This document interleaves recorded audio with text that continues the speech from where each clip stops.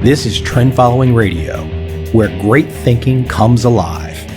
Nobel Prize winners, legendary traders, best-selling authors, and the pros that know what drive us irrational human beings.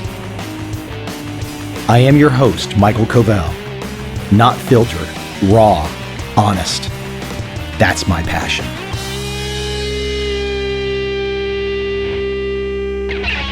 I never expected this podcast to go in so many damn disparate directions, but it has. And I sort of like, even if I don't have peers to compare with, I like this odd skill that I've developed. It's this odd skill of interviewing. And I don't care the subject. It doesn't make a difference to me. Any great individual achievement, any great individual expertise that's been fostered and developed, I want to talk to that person. It's just fun to me. Because let's face it, the individual, how they go forward through life, facing obstacles, knocking those things down, and coming out on the other end, that's what we're all after. The subject doesn't really make a difference. The topic is irrelevant. Well, it's relevant, but it's more about the individual. That's what I love. I have 5 guests today on this Mega Eclectic episode. 5 guests that have appeared before, but I'm combining them today into one massive eclectic mega episode. Jason Fried, Andy Puddicombe, Stephen Kotler, Walter Williams, and Jack Horner. Let me give some brief bios. Jason Fried started 37 Signals, now Basecamp, and 17 years ago, I actually hired him to help me design a website. That was before he became famous and extremely successful. Next, Andy Puddicombe, Zen meditation expert. What a story. Could you go do what he did? I think we all like to dream that we could, but do we actually take the step? Stephen Kotler, the flow guy, as far as I'm concerned. What a fun conversation. Getting into that flow state, that feeling of deep peace and contentment where time just stops. Man, if you haven't been there, you better find a way to get there. And hopefully this conversation with Stephen will inspire you. Walter Williams, an economist from my alma mater, George Mason University. A brilliant thinker, logical. He takes the nonsense and reduces it to ash. And finally, Jack Horner, somebody I actually met at a book signing in San Diego. Jack, if you don't recall, is the inspiration for the Jurassic Park films, the lead guy based on Jack's research and his life. Now that's a diverse crew of 5 people to have on this eclectic mega episode. And again, look for the through line. I think there is a through line.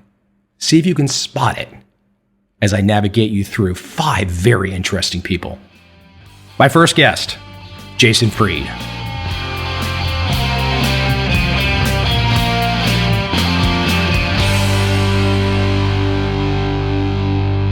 Hey, listen, let me give you a little intel on the book Rework. Okay. So I'm in Saigon, and oh wow, yeah, there's not many business books that are translated into Vietnamese. I'm probably 4, 5, 6 authors. You, Malcolm Gladwell. I can't even find Daniel Kahneman's book, but I see Rework everywhere where I see translated U.S. business books in Vietnamese. That's cool. Yeah, our publisher's really been on top of getting it. I think it's in like 20-something languages now. Yeah, but it's a real tough one over here for some of the Vietnamese translations, but I thought it was pretty cool. So listen, let me jump in right away because I only got you for a little while. Your first dollar you made online, what year was it? What did you sell? And what did making that first dollar online do to you? Gosh, I'm trying to remember the year. It was when I was, I think, a senior in high school or something like this. So this was graduated high school in 92. So maybe let's call it early 90s. I don't know exactly the year, but I had made this piece of software called AudioFile, which was a FileMaker Pro based database to keep track of your music collection. I had a bunch of CDs and tapes and stuff at the time, and I was loaning them out to friends, and I wasn't getting them back, and I forgot what I had, and I just needed a way to keep track of the stuff. So I made this thing, and I put it up on AOL. So this was actually before the internet, but it was online still. So dialed in on my modem to AOL, put it up on AOL in the files section somewhere, and included in the README file something saying, if you like this, send me $20. And that summer, one summer, again, I don't remember the exact year, but I got an envelope in the mail. I was still living at home, and it was from Germany. It was one of those airmail envelopes with the blue and red sort of checks at the top of the envelope. And I'm like, I don't know anybody in Germany. And I opened it up, and someone had printed out the README with a $20 bill, US $20 bill, saying, I love your software. And that was the first time I ever made money selling software and selling something online. It was old school, and that someone sent me cash, actually, in the mail.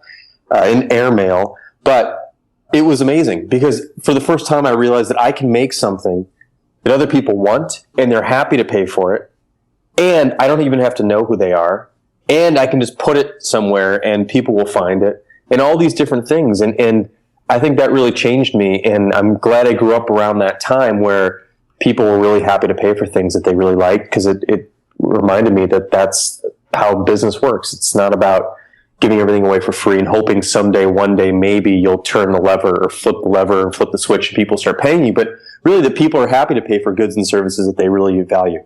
And what's amazing about that is that I could see some critics, they might say, well, Jason, yes, this is great and all. Well, you're the CEO of Basecamp today, this highly successful business. But here you are, 15, 16 years ago, mapping out almost verbatim the same type of attitude that you mapped out in Rework. Yeah. It's all just simple stuff. It's not, none of the stuff is complicated. It's basic business 101 stuff, which is make something that people are happy to pay for, treat people well, make it good, make it affordable. Like, it's just basic stuff. It's the kind of stuff that every business has to live if they want to stay in business. And I just don't think you have to get incredibly fancy and complicated with this stuff. Business is relatively simple concept. It's not easy, but it's fundamentally a simple thing until you make it really complicated, and then it's hard, and then it's extra hard, and then it gets really weird, and then you're making up excuses and you're tracking things that don't matter and all this stuff, when really it's just about, can you make something that's great that people are happy to pay for? And if you can do that and you treat them well and you take care of them, then I think you can build a nice solid business. You don't need, not every business has to be some $1 billion business that has 20,000 employees. You can build a great little small business that takes very good care of you and your employees and your customers, and that's a wonderful, wonderful thing.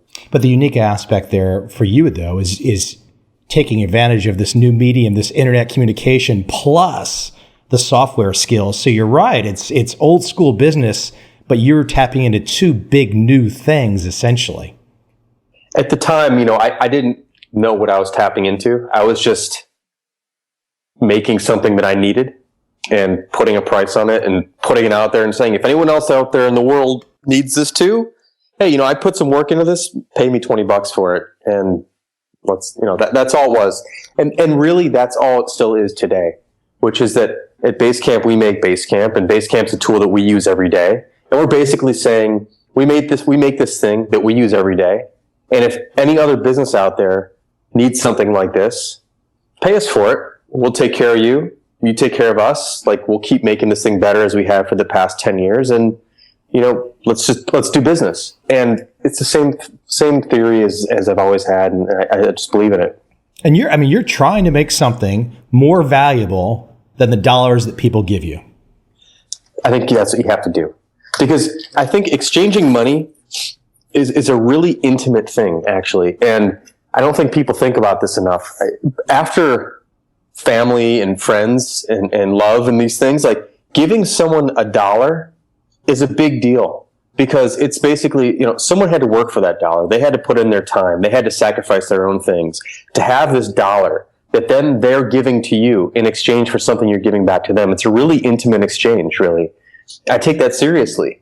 When we ask people for money, I know, like, this isn't just free. No one has free money. They had to work for this money. They had to get this money. They're making a sacrifice. They're not spending this money on something else. I have to make sure that what I'm giving them is more valuable than what they're giving me. I just really feel like it's critical. I mean, for a short period of time, you can survive cheating people. Certainly you can do that. Lots of businesses out there do that, but that's if you're only interested in being around for a few years or a few months. You know, if you're interested in being around for a long time, which I am, you have to treat people well. And I think one of the best ways to do it is to give them more than they're giving you. And that's sort of how we do it. And I think what's interesting too is that for the audience out there, they should recognize that you're not talking about raising capital from someone else. You're not talking about an exit strategy. And I relate highly to what you're saying because I started catering to clients in 96 online. So while we were all kind of growing up in the dot-com bubble, hearing these stories that, oh, you must raise money from some unknown mythical third party, and then you just get staff and you outfit an office and all this other stuff. It used to make no sense to me because nobody was making money. And I kept thinking to myself, well, I'm actually making money. Wasn't that the goal of the whole process? Well, what's funny is we do raise money from our customers. Like, that's how we raise money. Yeah. And that's you have to raise money from somewhere, because other people need money from you. You got to pay the bills. You got to have payroll. So where do you raise it from? We've chosen to raise it from our customers by selling them something. Other companies will choose to raise it from investors. Other companies will choose to raise it from banks or whatever they have to do.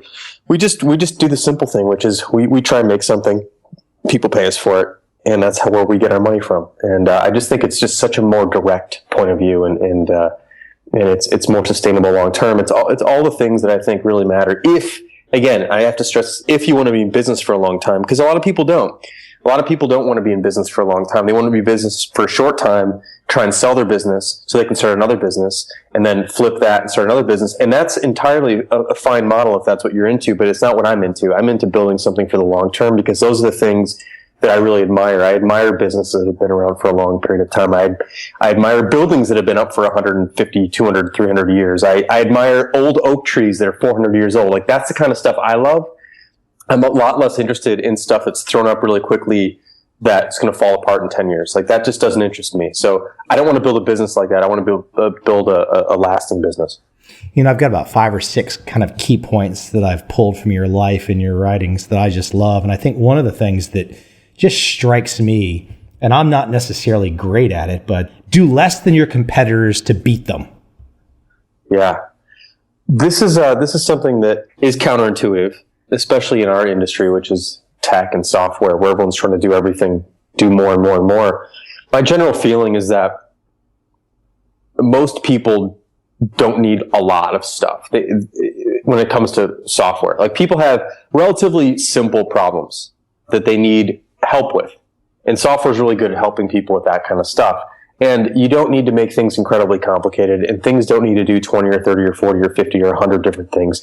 They need to do a few things really well, because that's really what people need fundamentally. Now, everyone might need different versions of those things, and that's why there are lots of different products that do very similar things but do them in different ways. But we've always chosen just to do a few things really well and try and get those things right and nail that stuff and make it really clear and really accessible, so just about anybody can figure out how to use Basecamp, compared to a lot of other tools where they might in the end do a lot more than Basecamp, but people won't even get to that point because they're too complicated and too complex. So I think you can underdo the competition, and when you look out there at the world, you don't have to feel like you have to outdo everybody. You can underdo, especially when everyone else is trying to do so many things. You know, this is not necessarily a new thought from you. It's a great thought, but it's not necessarily new from you. I'm curious, do you still have people that will come to you with the suggestions of how you should change and how you should augment your product to how they see it and some new nuance and whatnot? Does that still happen? Oh yeah, it happens all the time, and it's fine, and I expect it to happen. I mean, everyone has their point of view and their opinion and their suggestions, and in many cases, we listen to all of them. In some cases, we do some of them because they make sense, and they're things we hadn't thought of, or they're points of views that we hadn't entertained before, or there's a scenario that we hadn't considered. We absolutely listen to all those things, but it's our job as the people who make the product to sort of build something on behalf of the entire customer base, rather than build things for individual customers. Because when you start building things for individual customers and you start adding those things to products, if 1,000 people have 1,000 different points of view, you end up with a really muddled, complicated, confusing product. And we have to maintain the overall point of view for the majority, which is that people come to Basecamp because they want a simple tool that works. They've tried many things that have made many promises that don't work. They're too complicated, too complex. They couldn't get other people to use it with them. And so they come to Basecamp because they've heard that Basecamp just simply works. Yeah, it doesn't do everything. It doesn't do all the things that everything else does, but it does the few things that they need. It does it really well. And, while, like I said, while we listen to all the suggestions and some of them do make it into the product, we have to keep in mind why people fundamentally come to us, which is that they need something that's really simple, that's concise, that's clear, that works. Talk about building an audience, because I think even before you became really well known for Basecamp and prior incarnations of 37 Signals. I remember the old 37 Signals manifesto and those points and that simple one page of HTML, which I think can still be found out there somewhere. Yeah, it's 37signals.com/manifesto. But that, I'm assuming, from your perspective, was part of laying the foundation of building an audience, even before you knew exactly how some of these products, you didn't have a plan. You didn't know that Basecamp was going to be this baby that was going to take off, but you were still laying a philosophical foundation to build an audience. Yeah, I think, it comes down to what's your point of view and are you willing to be public about it and share it? I think in business, a lot of companies are afraid to be themselves and afraid to say what they believe. And because of that, customers have a hard time understanding the difference between one company and another. I've always believed that companies should have points of view and they should be vocal about them because I want to know where they stand. I want to know who I'm buying from. I want to know who I'm investing in as a customer. And so we've always just had a strong point of view and we've never been afraid of sharing it. So the original 37 Signals manifesto site was 37 ideas and points of view about how we saw the industry, how we saw our work, what we thought was important about design and whatever. Rather than showing our work, which is what everyone else was doing, we were showing our ideas, which is what no one else was doing. And by doing that, we certainly upset some people. Some people didn't understand what we were doing. Like, how can you have a web design business and not show work? And the answer was, we'll show you our work after we show you our ideas. And if you like our ideas, then we're probably let's talk and I'll show you our work. But if you don't like where our point of view and where we're coming from, there's no point in me showing you our work because we're not going to get along. So that was the idea. As far as building the audience, it was just, I think when you have something to say, especially when it's something that's non-conventional at some level, especially these days, the audience will find you. But it takes a lot of time to build an audience, and it takes commitment because there's a lot of lonely days where no one's looking. You have to be, I think, committed to continue to publish and continue to share, and eventually I think the audience will find you. I still remember back in the day when I was looking for a web designer, probably in 99 or 2000, and I started to search for usability because I just realized there was something wrong with all the designers that I was dealing with. And there was one lonely operation in Chicago that I could find on a search under the phrase of usability. One operation was taking that term. So it wasn't really something people talked about that much back then. And I think the main reason why is because back then, a lot of the web design firms were like graphic design or advertising agencies that were beginning to get into web design. And the advertising agencies and design agencies never really thought about usability before because that wasn't their business. For me, coming from a different point of view, which was I made software first, I understood what usability was and why it mattered. And so I wasn't repurposing one business into another. I was just becoming this new business based on, understanding what's required when designing something. It's about being clear and usable and accessible and those things. And so it made sense to me. It wasn't a buzzwordy thing. I don't even think people are using the word that often. It just was like, I want this to be usable. I want to be able to use this thing. This isn't about something I'm just looking at. It's about something I'm using. So it's got to be usable. It was definitely not a buzzword thing that you guys were doing, but it was how I initially started to learn about your work. Let me jump around on you a little bit more here. So the real world, it's even back to the MTV title, the real world, the real world. The real world is what you make of it. And I think sometimes I see these constraints out there that people have. I can't do this. I can't do that. I look at your world in particular and I say, wow, there are MBA programs out there. And I unfortunately spent 2 years in an MBA program when I should have been learning software. But there are MBA programs out there that are probably talking about your business as a case study. And what's so interesting about that is that I don't think that's where you developed. That's not how you came along. And it's interesting that I think sometimes we get this backwards on how, I mean, if you're inspired by a Jason and you're inspired by Basecamp, maybe you're not trying to duplicate or emulate them, but if you're inspired, I don't know how that inspiration really, how does it continue and how does it grow inside an MBA program? It seems like you're almost a tinkerer, you're a scientist, you're playing around with things, you're experimenting, you're trying, you're guessing, you're not planning. How do you get that in an MBA program? I don't know, and I've got an MBA. Well, MBA programs are, I've spoken at a handful of business schools to MBA students. What I've come to realize is that MBA programs aren't for people who want to start their own business, for the most part. MBA programs prepare you to go work in an existing business or be a management consultant or something like that, or jump in at a really big company, because almost all of the concepts taught in MBA programs are not really about being scrappy. It's never about being scrappy. It's never about tinkering. I shouldn't say never, but rarely about tinkering, rarely about being scrappy. It's all about balance sheets and income statements, which don't matter at all on day one when you've just got an idea and you want to make something. Like those things matter eventually, certainly, but that doesn't matter right now. And even like risk management and all these, none of that stuff matters when you just have an idea and you want to make something. It just doesn't matter yet. And I think those programs are valuable if your interest is like going to work at Accenture or going to work at a management consulting firm or becoming a CFO or a COO somewhere in some other place and working your way up the chain and understanding corporate America and that stuff. I'm not suggesting that there's nothing valuable at all taught in MBA programs. That's not true. There's lots of valuable things, but they're not applicable to being scrappy and running something out of your house and trying to get your first customer. That's the kind of stuff you need to know how to do, and that's not stuff that's really taught in schools.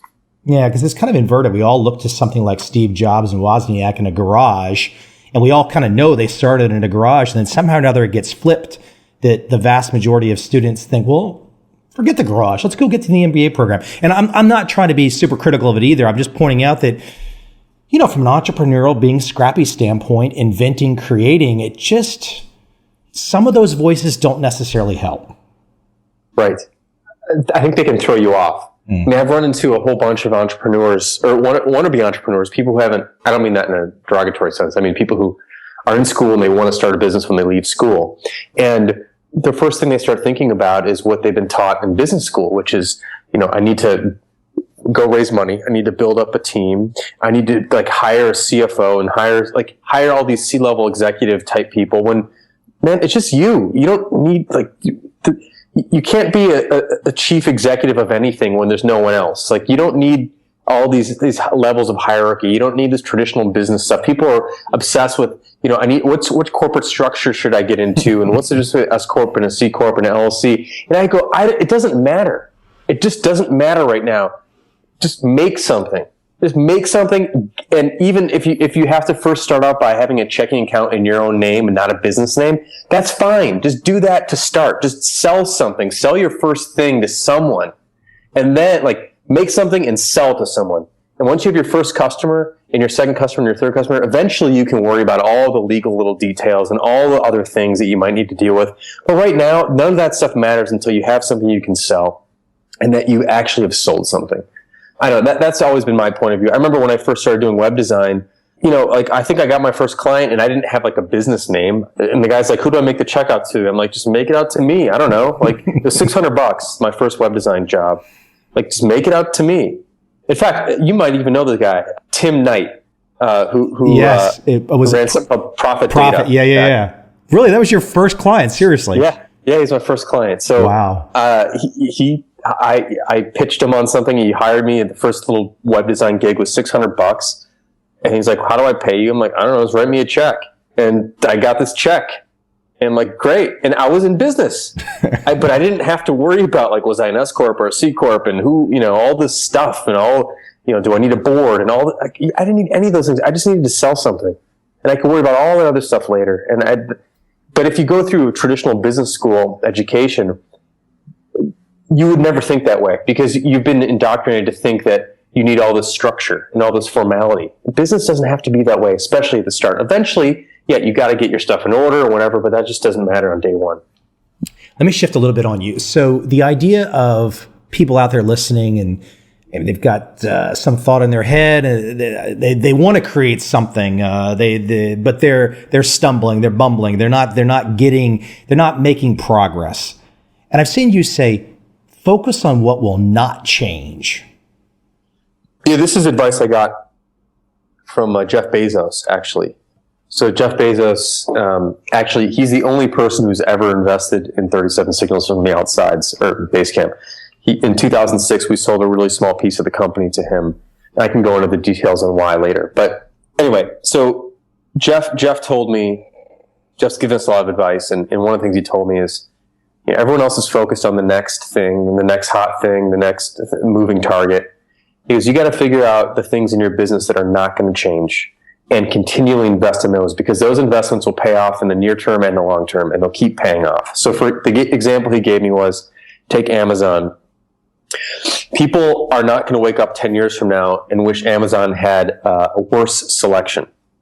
Like, they don't want that now, and they're not going to want that in 10 years from now. So we should invest in a very broad selection of products. People are not going to wake up 10 years from now and go, I wish Amazon's delivery was slower. They don't want that today, and they're not going to want that in 10 years. So how can we continue to invest in, in his case, it'd be more distribution centers, faster shipping, better shipping deals, Amazon Prime, all that stuff. How can we get people things faster? That's going to benefit them today and forever, right? And so in our business, what are the things that people aren't going to want or aren't going to wake up 10 years from now and wishing we didn't have? So for example, people aren't going to wake up in 10 years and say, I wish Basecamp was a lot slower.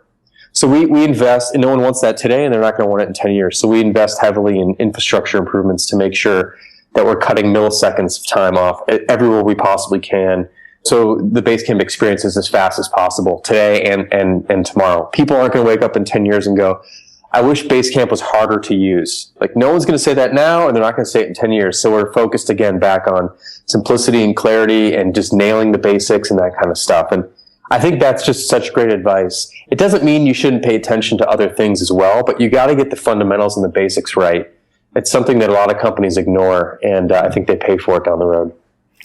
I've seen you say that Zen and the Art of Motorcycle Maintenance is your favorite book. I have it on my shelf. I've not yet read it.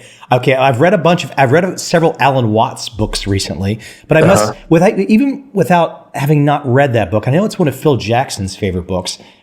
I've forgotten why I like that, to be honest. It's been so long. Well, the word Zen is in it, so let's start there. Okay, so clearly the moment of right now, if I was to ask you, what are you planning to do 5 years from now or 10 years from now? I think you might answer the question if you've got like some wide distribution CNBC reporter. You might answer the question, but in the back of your mind, you're thinking, why did you just ask me what I'm going to be doing 5 years from now or 10 years from now? Because I don't know, because I'm in the moment of right now. Am I completely off base? No, that's right. I don't know, and I don't care, right? Because whatever I say, I'm going to be wrong. What am I going to be doing in 10 years? I have no idea. And I promise myself, I promise you and your listeners and everyone else that pretty much anyone who says that, like, if anyone sits there and actually takes stock of things and go, what am I going to be doing in 10 years? And they look back on their answer in 10 years, they're probably going to be wrong almost every single time. If I would have done that at every step of the way, I would have been wrong every time. I didn't know when I launched AudioFile way back in the early 90s, I didn't know I'd be doing web design in 5 years because the web didn't even exist. And then when the web came around, I didn't know I'd be doing Basecamp in 7 years because like web-based software didn't really exist and software as a service didn't really exist. I didn't know. And then we built a bunch of other products. And then I didn't know one day that I'd go back and just do Basecamp, just focus again on Basecamp. I didn't know we'd have 45 people in the company. I thought we'd always be a 20-person company. When we were 10, I thought we'd never be 20. Like, I don't know. Who knows? So I don't worry about things like that because it doesn't matter. I'm trying to stay as focused as I can on the moment. And, I have to look ahead a little bit, and that's, you should. I mean, I'm not totally a day-to-day person, but I'm not worried about what things are going to look like in 5 years because I just don't know. And I don't think anyone knows. I mean, especially in this industry where things are moving so quickly, it's just, you just don't really know. So, and I think it's okay to wait and see. Some companies will lose because they wait and see, certainly, and that we could be one of them. But I think if you just keep trying to predict the future and stuff, it's just such a moving target. It's not even worth doing. I think you got to pay attention to right now for the most part. And that's what you can control. Every day out from now is harder and harder to control. And to a certain point where you get far enough out, you have no control, unless you're one of the very, very, very few people and companies who truly are redrawing the future.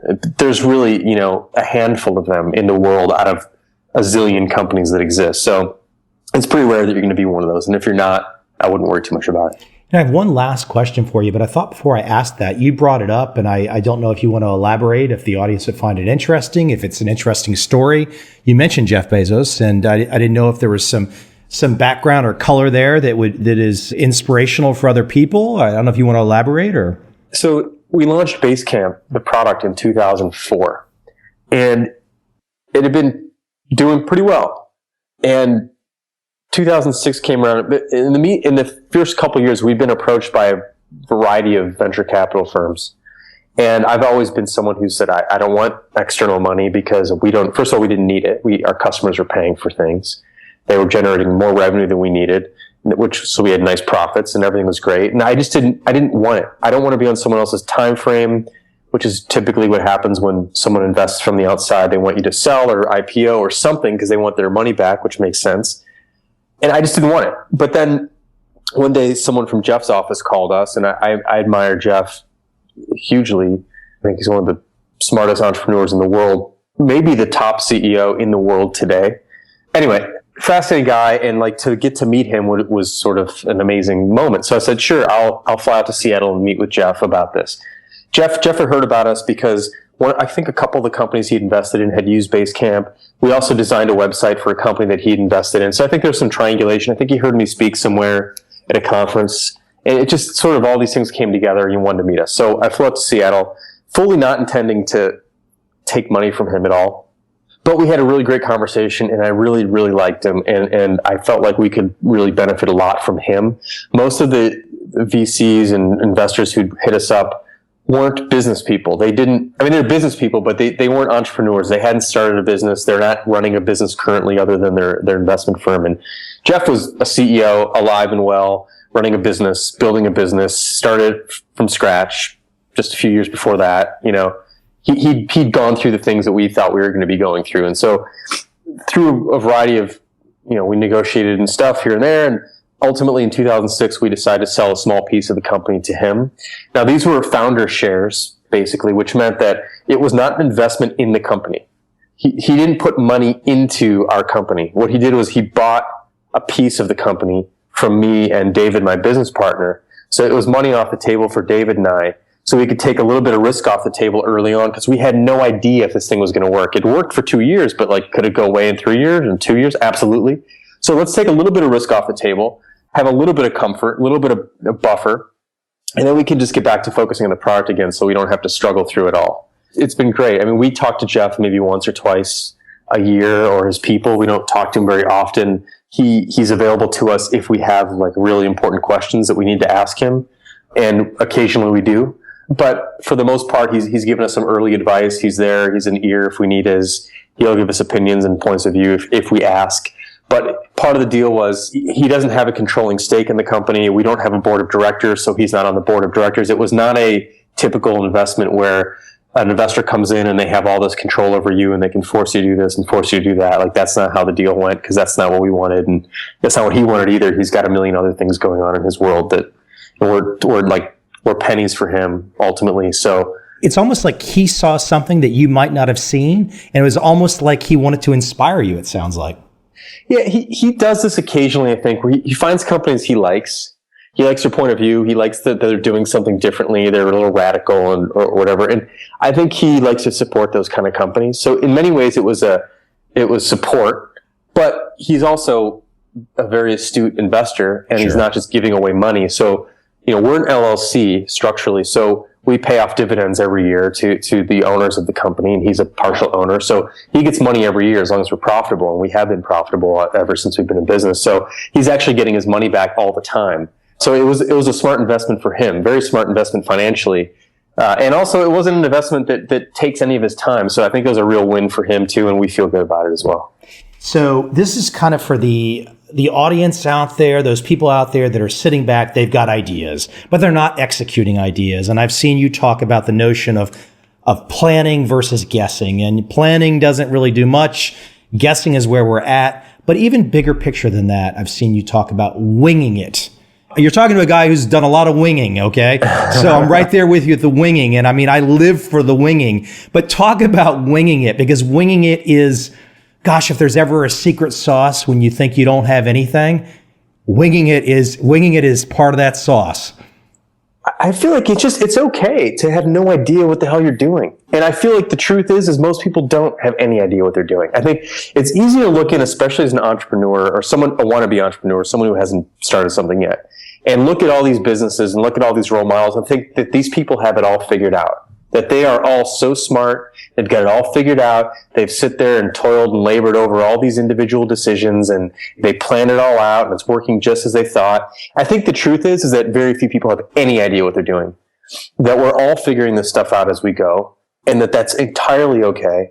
And the people should understand that as someone who's never started a business, you're not that far off from someone who has. It's very hard to replicate this success, and sometimes it's about timing, and sometimes it's about making one right decision here and there, and sometimes it's luck, and sometimes it's a mistake that works, and you just don't know, and it's totally fine just to figure things out as you go. You do not have to have this stuff figured out. I feel like a lot of people are afraid to start because they feel like they don't know what step 2 would be, or they don't know what the next deal would be, and like, so you figure it out as you go, and it's fine. It's totally fine. Don't worry about it. That's the advice I always give people. And I feel like there's just a lot of fear built up and risk built up around businesses. And I understand where that comes from, but I just don't feel like it has to be this terrifying thing where you feel like you've got to have it all figured out, or you're not a good business person, or you're not a good leader, or, you're not going to build something successful. I don't know. Just make something great and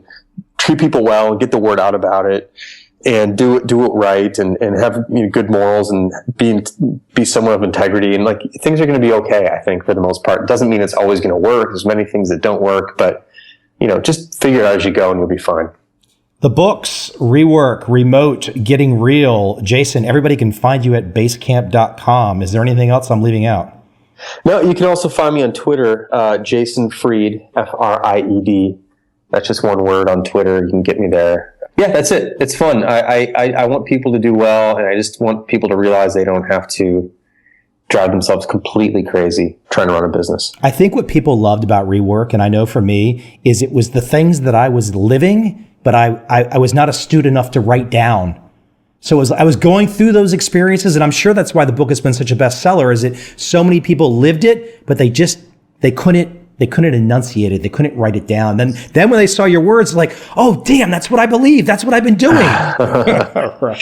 Yeah, that's the funny thing about, so we hear from people who've read Rework all the time, and they email us, because at the end of the book, we have our email address in there. And one of the things we realize, or we hear from, the type of person we hear from a lot, is someone who is so thankful that they're not alone, that they read the book and they're like, yes, this is what I've always felt, but I thought I was crazy because everyone told me you can't do it this way. And I had been on this island thinking I've been doing it wrong this whole time. And oh my God, I realized that now I had not been doing it wrong. That in fact, you can make things up as you go, and you can be scrappy, and you can not have any clue about things, and you can not have to be incredibly formal. Like I've been doing it this way. I didn't know it was okay. And now I feel great about it because I know it's okay. So we hear from so many of those people, and it's really great to hear from them, because I've often felt the same way. Like when I explain like how we run our business to other people, some people think I'm nuts. And like at a certain point when enough people tell you you're nuts, you're thinking to yourself, maybe I am. Like, am I nuts? Really? But really, I'm not. I'm just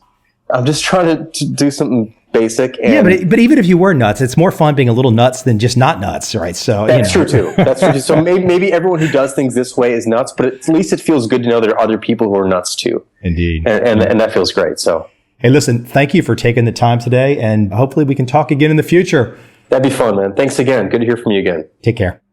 Now on to Andy Puddicombe.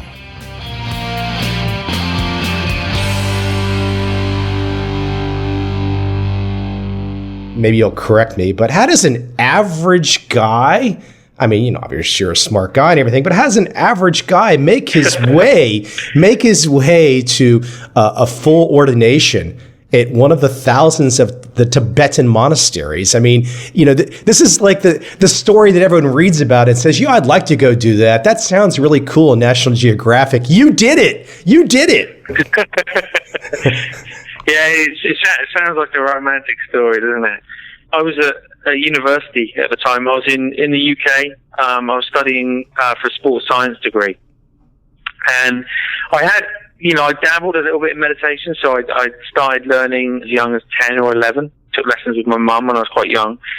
And I'd done a bit through my teens, and things had just got kind of progressively kind of hectic in my mind as I got into my kind of late teens, as they do. And I was just really struggling with kind of just coping with that kind of endless loop of thinking that was going on, and some difficult stuff had happened in my teens as well. And it just got to a point where kind of my university studies weren't really kind of giving me what I was after.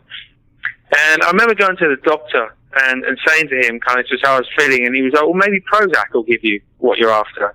And I was thinking, actually, no, it's probably not the answer, So I was going out with a girl at the time, and she was kind of very much into Buddhism, and she was telling me about kind of these people that headed off to the Himalayas to become monks and nuns, and I thought, that's a brilliant idea. I'm going to do it.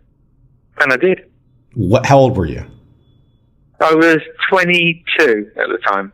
Of course, you didn't know anybody there. So I knew nobody there at all, no. And this is like planes, trains, and automobiles. I mean, this is not just like it's not like a direct flight from London to New York or something. This is a little bit of a journey. It really was. I went into university that afternoon, and I quit college, and I took 3 months working as just waiting tables to save up enough money. I flew to India, flew to Delhi, and I took I think it was about a 24-hour bus ride up north. Up into the sort of the foothills of the Himalayas. The Dalai Lama kind of lives up there, and I figured, hey, if he lives there, if it's good enough for him, then it's a good place to start. And that's where I kind of started my journey. Now, can I ask too, that 24-hour bus ride, is that one of those bus rides where you're hanging off the sides of cliffs in India? Yeah. Towards the end, it's absolutely insane. It's just packed full of people and blaring kind of music and yeah, lots of cliffside roads as well. At what age did you reach? I mean, give me a little bit more about getting. I mean, look, we're all kind of living vicariously through you. You're on a bus and you've decided you're going the monk journey because you feel like your mind is cluttered like we all do, and you take the extra step. Yeah, well, it's probably worth giving just a tiny bit more background. See, I did have a very busy mind, but I was involved. A group of us were standing outside a party. It was Christmas Eve one night, and a drunk, about 20 of us, maybe 25 of us, were standing outside a club, and a drunk driver came down. This was when I was about 19, 20, and he crashed into the group of us. And I was really lucky. I was on the outside of the group, but a couple of friends were killed in that accident, and a lot of people really kind of badly injured. I think everybody kind of dealt with it in different ways, and we all kind of did the usual thing, kind of going out drinking and all that sort of stuff. But then about 3 months later, my stepsister was involved in a bicycle accident, and she was killed by a guy that fell asleep at a wheel.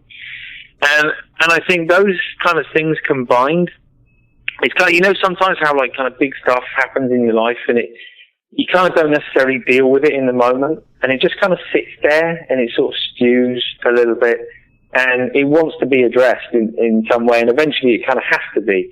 And I think it was kind of there, and it was just never really kind of looked at until I got to a point where I was kind of ready to look at it. So it wasn't that I just had a kind of a busy mind. I think those things had really started something off in me kind of asking questions, the questions that we all ask, like what's it all about? But I think it had really kind of intensified that questioning process and kind of lit the touch paper, lit the fuse that makes someone crazy enough to kind of give up a Western lifestyle and head off to become a monk. So there was a little bit more behind it. Well, maybe I'll find you in a I know you don't have any free time these days, but be able to find it sometime in the future. I'll find you for a long form. I literally want the step-by-step of full ordination of a celibate monk in the Himalayas. I want the whole process. We can't talk about that every day today. Okay, let me jump into the idea of meditation, and I'll tell you my current situation and let you kind of run with it. Maybe I'm like the average person. Maybe I've had a little bit more of an experience. I've never successfully really meditated.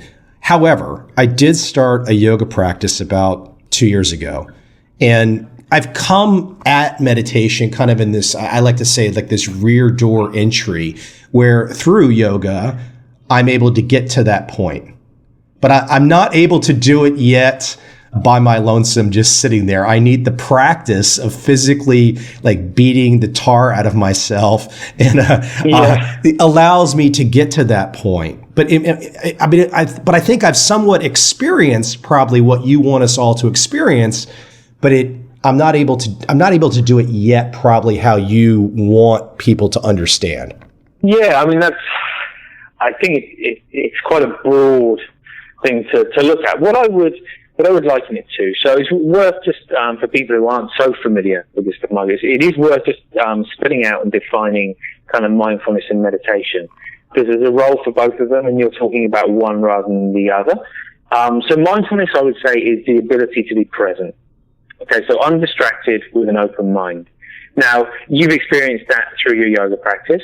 Some people will have experienced that looking out of the sunset one night, or maybe it's kind of looking into their loved one's eyes, or maybe it's listening to some music.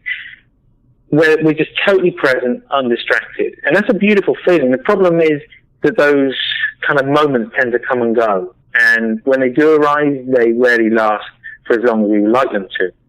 So we need an exercise, like a framework in which we can train the mind to be more familiar with that feeling and to have more stability in that feeling. And that's all meditation is. So it's kind of learning to be more familiar with the present moment, learning to be less distracted, learning to be less judgmental and less critical. And when we do that, actually, we tend to experience peace of mind. Like calm, clarity, whatever you want to call it. Like it's a very kind of pleasant state of mind. And I think there's definitely an argument that we can come at it from either way, you know. I believe it's a combination of both. But I do think having a daily practice, even as little as 10 minutes a day, of meditation, sort of formal meditation where we sit down, we turn off the phone, we step away from the clutter, the busyness of life, and actually train our mind to be more still. I think that's a really valuable, precious, beautiful thing that we can do, not only for ourselves, but for people around us as well. But I think there is also the case of, okay, whether it's yoga or whether it's walking down the street, whether it's eating our food, whether it's sitting there having a conversation with someone else, and actually consciously trying to be a little bit more present and less distracted. And when we do the two things together, the formal practice and everyday life, then we start to genuinely find some sort of stability of awareness and kind of kindness in the mind.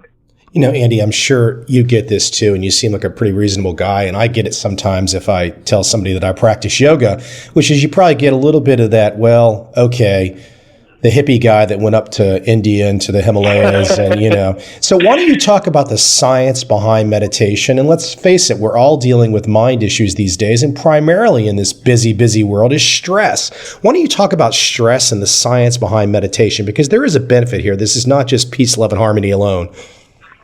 For sure. And, you know, it is worth saying, by the way, I have noticed, I left the monastery probably about 10 years ago now, and I've noticed a massive difference, a change in perception towards meditation. But there's no question that the advances in science, and particularly in the technological aspects, fMRI scanning and that kind of thing, where we can actually see the brain, what's happening to it before, during, and after meditation, that's made a massive difference, because it gives people confidence, it inspires people, and it shows that it's not just a kind of a fluffy idea, a psychological thing, that there's actually a physiological effect. And I don't know how much you kind of know about this stuff, Michael, but there's been some really interesting research over the last 10 or 15 years into something called neuroplasticity, and this does relate to the stress question. So the brain, it was always assumed that it was kind of solid. You know, once we got to a certain point and it had matured, and it only could then decline as we get older. But what they found was that with people who meditated on a regular basis, that there was actually, the brain was quite plastic, and that we could train it in the same way as when we go to the gym and we train the muscle and it gets thicker and stronger. Every time we sit and meditate, it actually trains the cortex in the brain, and that cortex gets thicker and stronger. It receives a greater supply and flow of blood, so the cell regeneration is quicker, and as a result, that part of the brain becomes more active. So the cortex associated with feelings of happiness and well-being, that becomes more active. So we experience more of those qualities of mind. And as a direct result, we experience less stress. But not only that, the brain becomes less reactive. So we find a kind of a place in our mind where we're no longer kind of reacting to things from a sort of a knee-jerk reaction. Instead, we're actually able to maintain this perspective where we sort of step back, we see things a little bit more clearly, and instead we respond to them in the way that we would like to, and hopefully the way in which the people around us would like us to as well, rather than just kind of that, as I say, that knee-jerk reaction. So there's about somewhere between 3,000 and 5,000 papers, peer-reviewed papers, now published on the benefits of meditation and mindfulness. And many of those have looked at stress. Stress is such a kind of a catch-all. It could be depression, anger, anxiety. But pretty much all of those papers show that when people practice meditation or mindfulness on a regular basis, it reduces our stress levels. It reduces cortisol levels. It reduces our diastolic blood pressure. But more importantly, it changes the way we feel. So it's not just a physiological response. It is also psychological, and we get to experience that in a very real way. You know, Andy, as a teacher, have you found effective ways for those people out there that are not completely closed-minded to the idea of meditation, but perhaps they're just skeptical? Or do you find that people that are too skeptical, you've really got to kind of you've got to have the door halfway open and want to come this direction? Or have you found in your teaching that you can get people to see something? Sometimes even the hardest skeptics, can you cause them to pause and say, well, hold on, Andy's onto something here? So no, it's really interesting. If you'd have asked me sort of maybe 10 years ago, I would probably said, actually, yeah, I think there are some people who just aren't ready to listen. My experience has been, and I can only speak from my own experience, over the last kind of 5 years or so of doing Headspace, of running Headspace, I've really not met anyone who hasn't been at least willing to give it a go. And I think that's the really interesting thing. As myself and co-founder Rich Pearson, as we put Headspace together, we tried to make it a really kind of accessible and friendly vehicle. And we've looked at what are the key kind of hooks, if you like, that are going to get people excited and engaged in this. And for some people, it's a science. So they need to see figures. They need to see numbers. And that's what will get them involved. Even the most hardened cynic, not very often. For other people, it's about creativity. So we put a lot of work into our illustration, our animation, the way the app kind of looks and feels and behaves. And that's a really big thing for people. For others, it's about press coverage. And we're very fortunate to have a lot of fantastic press, whether it's print press or radio or TV, both in the UK and in the US. And so for some people, that's another endorsement. For others, it's about kind of bigger, more trusted brands saying that we're okay. So immediately we developed a relationship with Virgin Atlantic so that we were on every single plane. We developed a relationship with Westin Hotels so that we're in every hotel room. And what those things do, they kind of act as, I guess I would say, as a hook almost, so that when people see that, they're like, oh, okay, well, I trust Virgin, so by association, I trust Headspace, and I'm willing to give this a go, even if it was something I've never even thought of doing before. So we just tried to find kind of really skillful ways of reaching out to people and making it kind of more accessible, if you like. And increasingly, that's who we kind of work with. So we now work with businesses, we work with universities, we work with hospitals and healthcare, we work with professional athletes and sports teams. And actually, once you start to see kind of, wow, mindfulness actually can be applied to any area at all in life and benefit us, it's kind of hard. When you see the science, it's kind of hard to turn that down and not be willing to give that a go, because I don't know anyone who wouldn't like a little bit more calm or clarity or peace of mind or focus in their life. 100% agreement. I got a couple more issues I want to touch on with you, and one relates right into what you were just saying. So the idea of mind wandering, and especially with the technology we have today, we've got these dang tools, and I joke with this girlfriend of mine. I was like, hey, it's a good thing that you can wake up at 3 o'clock in the morning to find out that your friend on Facebook just used the bathroom. I mean, it's become kind of insane. What is the mind wandering? And this is really not a source of happiness, is it? It's a source of unhappiness, all this mind wandering. Absolutely. I don't know if you saw that study. It's probably about 3 or 4 years old now, but it came out of Harvard. A chap called Killingsworth, and they did this little study. It's quite a big study actually, quite a lot of data points, and they were looking at sort of mind wandering and unhappiness, and they found that on average our mind's wandering something close to 47% of the time. So almost half of our life is spent lost in thought. And the more interesting thing for me, because I don't think that's actually that surprising, is that the mind wandering seems to lead to a state of unhappiness. So when we simply allow our mind to wander and kind of do whatever it wants to do, it seems to kind of almost tie itself in knots and repeat habitual patterns of thinking and emotion that aren't terribly helpful. Whereas if we practice meditation or mindfulness and we're able to kind of step out of that loop, then we essentially free ourselves from those old kind of habits. And as a consequence, the mind wanders a little bit less. So we're actually present. And one of my kind of favorite stories, but memories, I guess. I used to work in a clinic and see people one-to-one, and I remember this guy came along and he said, Andy, like, my mind's just wandering all the time. Like, I don't understand it. I'm a very successful businessman. I've got a great family. I love my kids, but my mind's just busy all the time. And he started meditation, and he noticed some small improvements to begin with, but it was probably like about 3 months in or something.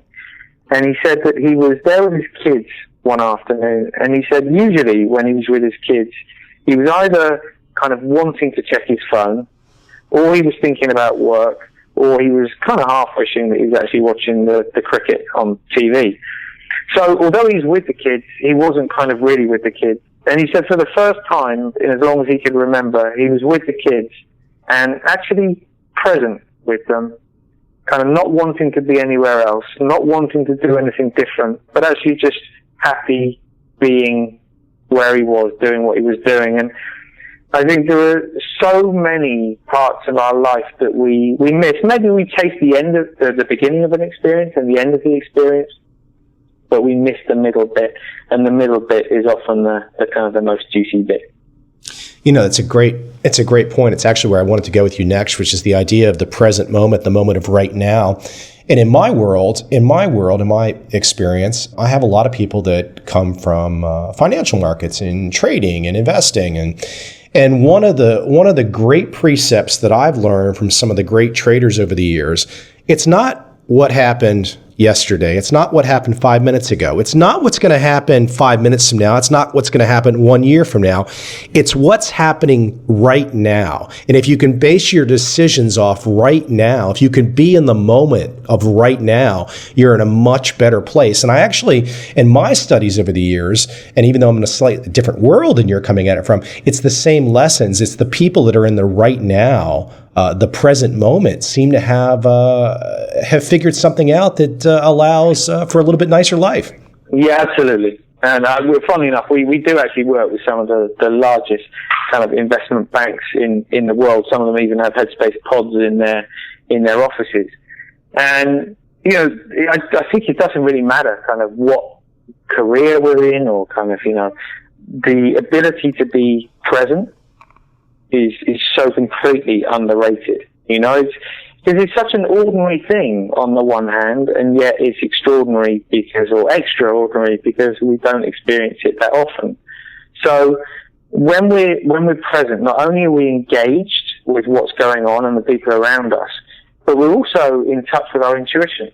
You know, intuition can be talked about as a very kind of wishy-washy thing, but you call it gut feeling, and you can speak to traders on a trading floor, you can speak to sports people, or you can speak to a mum who's there with her kids, and each and every one of them will tell you a story of intuition where they don't know or didn't know why they made the decision they made. They just knew it in the moment that it was the right decision to make.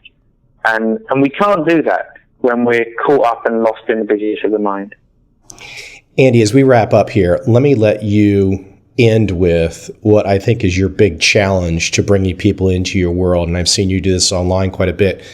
Propose to the audience, when is the last time you did nothing for 10 minutes?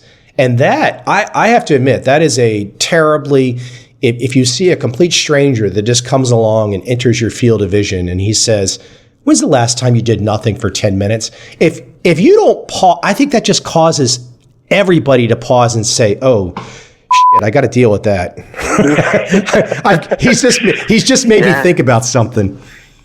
Yeah, seriously, right? I mean, like, that is a kind of holy moly moment. It's like, wow. And we don't, right? Like, and the important thing is, it's not just 10, because often when I say that kind of, when was the last time you took 10 minutes to do nothing?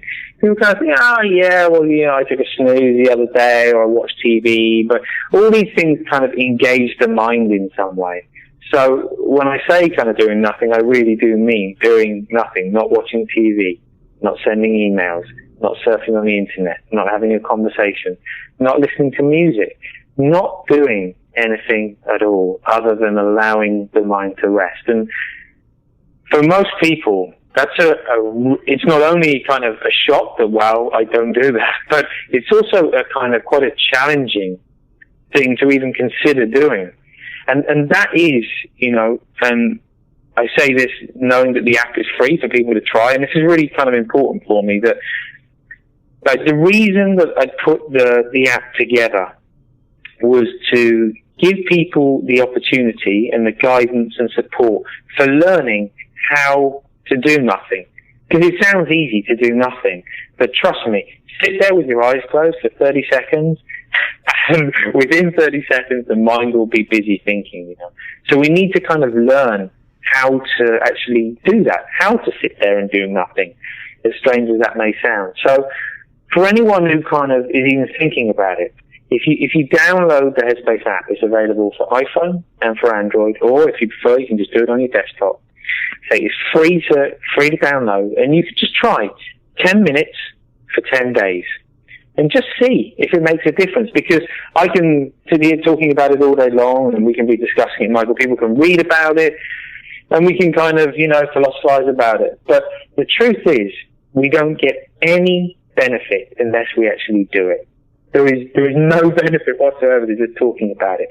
If we try it and it makes a difference in our life, then we'll feel that difference and we'll be inspired to continue. It's just the same as kind of going down to the gym, and you come out of the gym perhaps and you feel different, you feel better, and you're inspired to go the next time.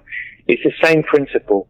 Because it's experiential, we can't kind of really fully understand it from words alone. We actually have to take that time out and to actually experience it in a very real and very direct way.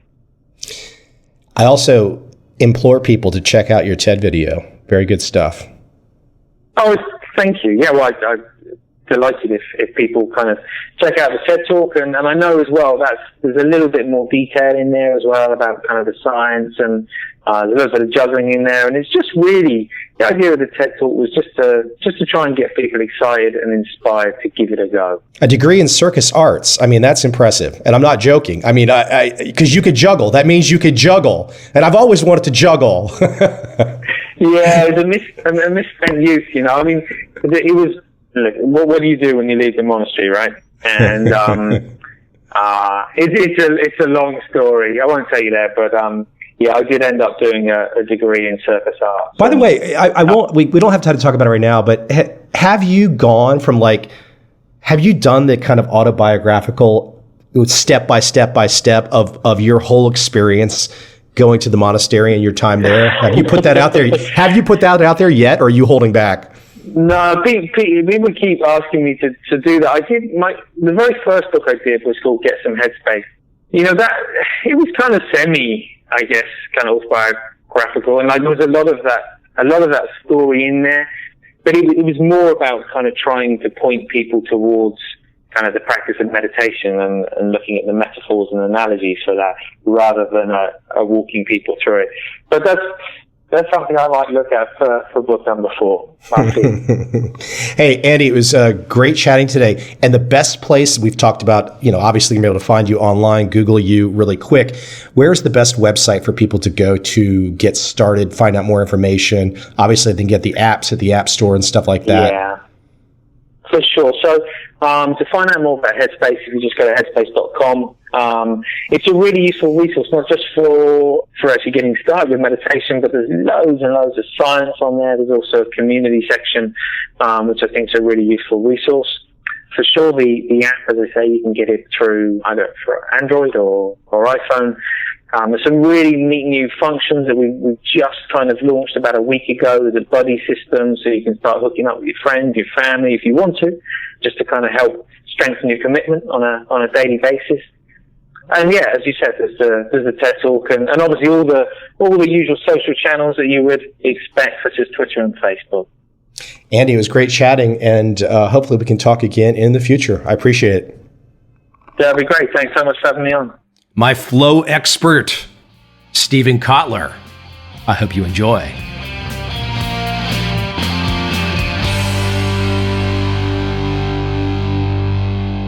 I just want to give a personal anecdote about myself because I have a feeling it's going to be right into your solar plexus of the world. So as a young man, 17, 18, I was good enough at baseball that I can remember there were certain points in time where that 90-mile-an-hour fastball just felt easy. I can still remember the feeling of hitting a few home runs where it just felt like, wow, I didn't do anything.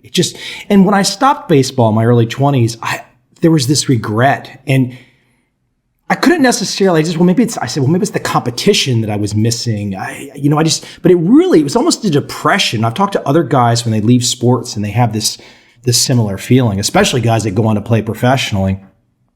Then in the mid to late 90s, I put my first website, and I remember I would get lost. I had to learn coding, and I would get lost in this for a 15-hour stretch, and I'd be so productive, and I'd be like, there's just a euphoric feeling, but I didn't connect it to the baseball feeling. And then time went on, and I put some books out, and I remember my first book had sold really well. My second book, HarperCollins, gave me a lot of money. And the first draft, I turned them in. Actually, it wasn't the first draft. The manuscript I gave them, they said, this is terrible. We don't like this. Well, it was very similar to my first book. But I was so mad, I turned around and I sat down and I just knocked this final manuscript out literally in like less than 60 days. It was like boom, boom, boom, boom for 80,000 words. Time goes on. It was just there's this euphoric feeling of just in the middle of that. Time goes on. I get introduced to yoga. And then at the end of yoga, after, sweating your rear end off for 90 minutes, you just sit there and you're like, God, what am I? Am I drunk? I can see everything so clearly. And then there's one more on top of that. Last year in 2013, I took the stage about 45 times. I remember one day, I think I was somewhere in China, and I gave 7 presentations in one day. They were all about an hour long, generally the same material, but there was no notes or anything, really a couple slides. But I remember that feeling easy and this euphoria. And so this being on stage and euphoria, I have a feeling you know what's been happening to me and what I'm addicted to, don't you? Those are great stories, Michael. Thanks for starting off there. You know what's wrong with me, don't you? I know exactly what's wrong with you. It's wrong with all of us. Definitely wrong with me. So listen, talk about flow. And I guess Michael Jordan back in the day I don't know if it would be the same thing he would call the zone, but talk about flow because that's what we're really talking about. Why don't we dig into that and tear it apart? If you want to give some feedback on what I just described, or just jump right into flow and let the audience know what I was going through. Yeah, let's start with flow and then work backwards into your stories because there's such great data in your stories that'll be fun to use as case studies. But flow, as you rightly pointed out, right, there are tons of synonyms for this word. The flow science, the study of this peculiar state you're talking about, dates back about 150 years. So we've had a lot of synonyms along the way. Peak experience, peak performance, runner's high, being in the zone. If you're a jazz musician, you're in the pocket. If you're a basketball player, you're unconscious. If you're a stand-up comic, you're in the forever box. Scientists prefer the term flow, and it's something of a technical term.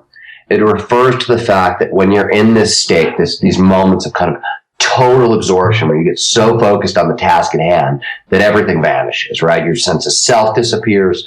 Time passes very strangely. Sometimes it speeds up. 5 hours will go by in like 5 minutes, slows down, and you can get that freeze frame effect. Anybody who's been in a car crash. And throughout, all aspects of performance go through the roof, right? Mental and physical. And they go so far through the roof that every action, every decision seems effortless, fluid, perfectly leads to the next. In other words, the state itself feels flowy. And when researchers went out to study this, especially kind of in the middle years in the 60s and 70s, flow was the term that kept popping up when people were talking about the state of consciousness. So, now we technically defined it in the shorthand as simply an optimal state of consciousness where we feel our best and perform our best. I always think back to watching, there was a certain point in time, maybe it was the late 80s, and Larry Bird was in a 3-point contest, and he literally told everybody before it started for the NBA All-Star game, I'm going to beat you guys. Why are you even here? And the very last shot, he threw the damn thing up. I don't know how far, the 3-point line is for the NBA. He threw it up and started walking away and put his finger up in the air before it even hit swish. I mean, it's, and he could apparently summon it on will. So let's drill into what you just said, because there's a lot of actually cool data if we just break down what Larry was able to do. First of all, basketball and basketball literature is filled with great examples of flow. One of the most famous examples of group flow, which is kind of the shared collective version of the state, comes out of basketball. I'm blanking. I want to say Oscar Robertson, and I just lost his name. It'll come back to me in a second. But what Larry was talking about, so one of the things that happens in flow is your brain's pattern recognition system gets jacked up, right? So this is your ability to take in information more quickly. You talked about your senses feeling heightened. This is because norepinephrine and dopamine, two of the chemicals that underpin the flow state, the neurochemicals that drive it, amplify pattern recognition. So you're taking in more information per second. You're processing it more quickly, meaning you're making connections and links between it more quickly, and you're processing it using kind of a greater swatch of your brain, right? So you have a bigger database for the pattern recognition system to search through. What was happening to Larry, why he could turn around and walk away, right, is when your pattern recognition system is so jacked up, just kind of being able to put up the shot in the beginning, right? There was enough information coming in about trajectory and angle and everything else, and Larry had taken enough shots beforehand, everything was perfect, and he knew it before it even left his hand. That's awesome, right? Isn't it just awesome? It's amazing. I mean, but as we're talking about basketball, if you think back to the great 80s battles with the Lakers and the Celtics, I think if you think back, and one's old enough to have witnessed some of that, was there a flow state on both teams at certain points in time of that rivalry? Yeah, so what's interesting here, at a broad level, right? You have to first know that flow is ubiquitous, right? It's not just sports. It shows up anywhere and anyone, provided certain initial conditions are met. That said, researchers now believe it underpins pretty much every gold medal and world championship that's ever been won. And in basketball, Adam Braun, the founder of Pencils for Promise, who was a point guard for the University of Rhode Island, and I teamed up and we wrote a Forbes blog about this very topic. Essentially, especially in something like the Final Four, you're looking at teams competing based on flow states. Who can get into more flow states more quickly? And usually the team that's in flow at the end of the game will win. Yeah. I mean, I think a great example of that last year, I don't want to stick in basketball, but I was thinking about the University of Kentucky basketball team, which had all these star players, great freshmen. They really kind of muddled through the season. And then all of a sudden they got on a run and got to the finals. And clearly they got to the state. Yeah, what's interesting about flow, there's two things underneath what you just dug at. The first is that what we now know is it's no longer this kind of elusive state that only kind of shows up when magic happens. We really understand, or really starting to understand, I guess, where it comes from in the brain. As a result of this, we're starting to understand that flow states have triggers, right? These are preconditions that lead to more flow. In basketball, when it's group flow, this kind of shared collective version, to have where a whole team comes together. People have this experience if they've sung in a church choir, or played in a band, or taken part in a brainstorming session, right? Or played a team sport, of course. And it's, you see it with a band, right? When the band suddenly finds their groove and the level of creativity just goes through the roof. Same thing on a basketball team. You see it when they find their groove and performance goes through the roof. I always think when you start getting a lot of no-look passes, I think passing, for whatever reason, is the greatest indicator of group flow. Absolutely. Absolutely. You just kind of realize there's a whole just symbiotic type situation going on. Yeah. It's the same thing Wayne Gretzky said when he said, I skate to where the puck is going to be. When group flow happens, because pattern recognition is jacked up so much, right? You can anticipate where the play is going long before it actually happens. So you can put you can make a pass to where the player is going to be, 3 steps later. And that's astounding. Magic Johnson, to go back to your 80s example, was the king of this. Yeah. Yeah. Hey, why don't we talk about the 4 stages of flow? I saw these the other day and I thought, my gosh, this is what I've been struggling with for the last year and a half. So for the last 18 months, approximately, I've been working on research. And, sometimes you just beat your head against the wall and you're like, where is this all going? Where's it going? Where's it going? And then all of a sudden I've noticed in the last month, I've just kind of relaxed. And I'm going through your work and I'm like, okay, I think I know where I am now. Why don't you talk about the 4 stages? They're really critical. At the Flow Genome Project, right, I don't know how many people we've taught this material to, 50,000, 100,000 people at this point. And the most important thing we can tell you about kind of amplifying the amount of flow in your life is about the flow cycle. The idea here is we used to think flow was a binary, right? Like a light switch. You're either in the zone or you're not. And we now know that's not true at all. Flow is actually a 4-stage cycle. And there's different neurobiology, so different things happening in the brain and the body underneath each stage, right? And you have to move through all 4 stages to restart the flow state. So this, first of all, at a macroscopic level, tells us something important, which is you can't live in a perpetual flow state because a number of stages in the cycle are kind of anti-flow. They feel exactly the opposite of the state, right? But what you can do, and knowing where you are on this map seems to facilitate, as you've just pointed out, you can move through the whole cycle more quickly, right? At the front end of a flow state, you have a struggle phase. In this phase, it's skill acquisition, basically. You are loading and overloading the brain with information, right? As if you're a writer, this is your research phase. If you're a baseball player, this is learning to keep your eye on the ball and, swing a bat, et cetera, et cetera. It is really kind of, you're building up the brain's database. And it's very, very slow and painful. And it's called struggle for a reason. Harvard cardiologist Herb Benson gave it that name. He was the guy who mapped a lot of the neurobiology underneath the state originally back in the 90s. He gave it that name for a reason, right? You are literally taking yourself to the brink of madness. You want to keep going until you're unbelievably frustrated. And then you want to quit. Because the second stage, as you also just pointed out, is known as release. Right? You are literally taking your mind off the problem. If you want to look under the hood, right, what's going on here is you are trading conscious processing for subconscious processing, the unconscious. And there are really good reasons for this. You're doing it because the conscious mind, even though it's extremely powerful and can do amazing things, it's also very slow. Thought moves about 150 miles an hour. It's very, very, very, very energy inefficient. It burns a ton of calories, and your brain already burns a ton of calories. It's 2% of your body weight, but consumes 25% of your energy at rest. So when it's all fired up, it's using massive amounts of calories. To give you an example, chess grandmasters literally sitting at a table pushing pieces of wood around burn 7,500 calories in a day, which is as much as or more than a marathon runner. So very inefficient, very slow, and very limited in RAM, right? Your working memory holds about 4 items at once. It can go out to 9, but about 4 items. On the subconscious side, it's really, really fast.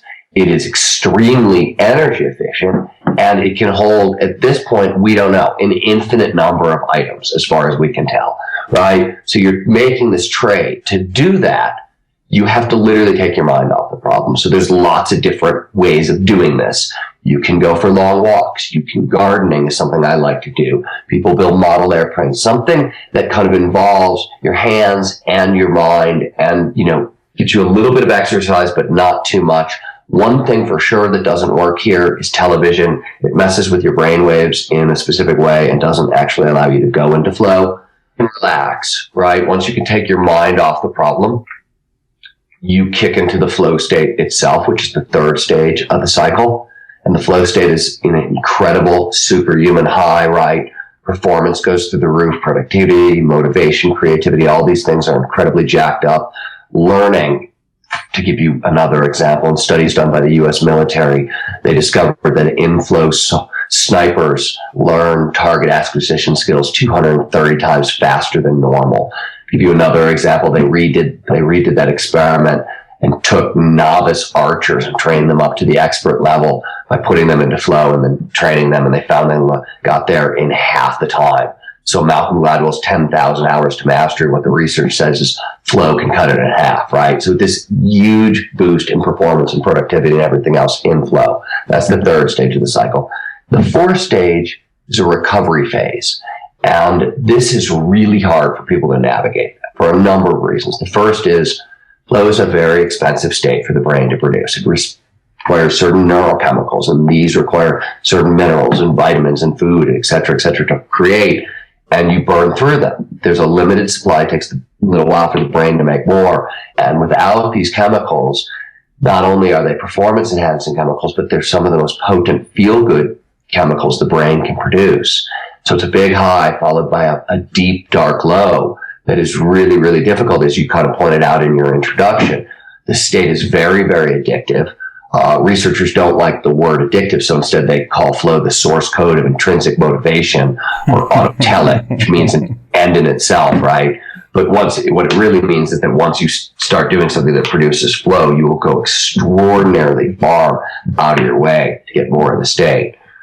So you've got this really addictive state, maybe the most addictive state on earth, followed by this kind of very mortal, all too human, it's all gone feeling. And it's really critical to hold it together in this stage for two reasons. One, if you get stressed out that you're not in flow, which is not uncommon, it happens all the time, and start producing too much cortisol, which is the stress hormone. A little bit is good, it boosts learning, but too much, and you block learning. You basically kick the brain over towards a fight or flight response that blocks learning. And as a result, you'll get the short-term boost of a flow state, but you won't get its long-term benefits. The other thing is, since to restart the whole cycle, right, to get more flow, you have to move from this recovery phase into the struggle phase. And if you're really not up for it in recovery and you're not really relaxed enough for your body to recover, you're going to find it impossible to get up for the serious fight of struggle. God, you must have just, when this hit you, when you understood what you were in the middle of in terms of this research and writing, that alone must have just been a high. I mean, an unrelated high, but I'm just saying, just absolutely fascinating to piece this together. You have to understand, to me, because I started this work 15 years ago. And when I started where most people had started, which is I thought I was looking at quasi-mystical experiences, and I got interested in kind of the neurobiology of so-called spiritual experiences. And I started to realize that, a lot of what people were calling spiritual experiences were actually flow states. Now, I was not, by the way, the first person to realize this. A lot of other people have realized it. Sure. It just took me a while, to get there myself. But I remember thinking at the time, and this was in the late 90s, damn, I am just not going to live long enough to see these puzzles solved. We're just not going to get there. They're too big. It's too weird. How are you going to ever figure out something like how does time slow down, right? In deep, deep flow states, time slows to a crawl. What the heck is that? Well, turns out we learned, that in flow, one of the things that's happening is parts of the brain are shutting down. including large swatches of the prefrontal cortex, the kind of foremost part of your brain that houses your sense of will and morality and complex decision making and your sense of self. Turns out David Eagleman at Baylor figured out that time is calculated all over the prefrontal cortex. And when parts of it start to wink out, right, turn off in flow. And some of this is essentially an efficiency device trying to save energy because so much is being burned up in the state. But when parts of the prefrontal cortex are shut down, we can no longer calculate time. So past, present, and future kind of blur together into what researchers call the deep now. The moment of now, right? I've seen you call it the elongated now, the eternal moment. The deep now. The elongated now was Philip Zimbardo, a Stanford researcher. That was his term for it. But by the way, when time is removed from the equation, of course, this has an enormous performance benefit because all of our kind of fears and hopes take place outside of the present moment. They're in the future or in the past, right? So when those things get shut off, we are literally getting out of our own way. We're really free from a lot of stuff, which is why risk-taking goes way up, creativity goes way up. So this also explains why I love to watch some of these Alan Watts YouTube videos, a man constantly reminding us about the moment of now. There's a lot of research about it, right? This is literally, arguably, the oldest trick in the book, right? It's, trace any one of the world's wisdom traditions all the way back, and you're going to find kind of technologies, what Elade called, technologies of ecstasy, but ways of driving attention into the now. Because really amazing things happen when all of our attention is focused on the present moment. I saw someone pepper you with the question about getting to flow state with drugs. And I thought it was great. And your response was, well, it was difficult to get there. And you can elaborate on this. Difficult to get there, if not impossible, artificially. But you described the street drugs that would correspond to the neurochemicals that are going on in our brain and what you would have to. Could you relay that? I was really fascinating how you described the street drugs and how they corresponded. Let me give you a little context for this. So back in the 60s, 70s, there was this huge problem with kind of heroin addiction it was everywhere. But people had this question, which is, how is it we knew about neurochemicals and we knew that neurochemicals were these like lock and key systems, right? But what nobody could figure out is how heroin, the poppy plant, had been only around for 4,000 years. So what the heck was it doing in the brain that was fitting into this lock and key system, right? So why were we getting addicted, basically? And what we discovered is that every one of the street drugs, right, which is an exogenous, meaning external to the body, chemical, has an endogenous, meaning internal to the body, mimic, right? And the first one was discovered was endorphins. Endorphins are the brain's natural version of opiates, like heroin and morphine and OxyContin, things like this, right? Except the brain's version, incredibly more powerful. The most common, there are about 20 different endorphins in the brain. The most common one is about 100 times more potent than medical morphine, right? In flow, you get 5 of these chemicals. You get dopamine. Dopamine so cocaine is widely considered the most addictive drug on earth, right? All that happens when somebody snorts cocaine, or not all, but most of what happens is it forces the brain to release a neurotransmitter called dopamine, right? It is the most potent reward drug the brain can produce. In laboratory experiments, when they give rats access to kind of dopamine, basically they put electrodes into their brains. They can give them a button that they can press to stimulate these electrodes. The rats will starve to death pressing this button. They will literally stop eating because it's so much fun to press this button. We behave basically the same way when exposed to dopamine. You get anandamide, which mimics the kind of it's an endocannabinoid, so it mimics the same psychoactive in THC and marijuana. You get serotonin, which is what shows up in MDMA and ecstasy, also in LSD and psilocybin or magic mushrooms, depending on which pathway the molecule takes in the brain. And you also get norepinephrine, which is essentially our natural version of speed. So you get 5 of the most potent kind of street drugs possible. And the craziest part is you couldn't cocktail the street drugs, right? You would end up in a coma or dead. Some of them cancel each other out. Cocaine and ecstasy, for example, dopamine is more potent than serotonin, so it'll swamp the ecstasy, and people will only be on cocaine. So you couldn't even do it, right? It's not actually possible. And the brain has figured out, not only how to cocktail these things together, but how to do it in a way that gets like the very best out of each of them. It's really an astounding state. It's really astounding the brain figured out how to maximize performance in this way. Dig into the example of being in the flow state on stage. One of the things that I've noticed when I'm on stage, I can prepare, and if I have some slides, great, whatever. But when I get on stage and they say go, something happens. And then when it's over, I generally don't remember what I said. Yeah, I don't know. I give a ton of speeches, and 90% of the time, by the time I get to my last slide, I have the same reaction. Oh crap, this is the last slide. How did I get here? I must have missed something. What did I forget? And it happens all the time. It's happened so much now that I know that like when that feeling comes, it's actually a sign that I've given a good speech and I can relax. But, I've had that experience so many times. And so this gets into some interesting stuff. The first is that flow states have triggers, as I pointed out. Big picture, right? All these triggers are simply ways of kind of grabbing hold of our attentional system and driving focus and attention into the present moment, right? Onto the task at hand. The most obvious of these is what's called high consequences, right? You need to take risks to get into flow, right? Physical risks work great, which is one of the reasons that action and adventure sport athletes are so phenomenal at reproducing flow. But you don't obviously have to take physical risks, intellectual risks, emotional risks, social risks. The cool thing about social risks, and this includes public speaking, is that the brain can't actually tell the difference between social pain, social fear, social risk, and physical pain, physical fear, and physical risk. They're literally processed by the exact same neuronal structures.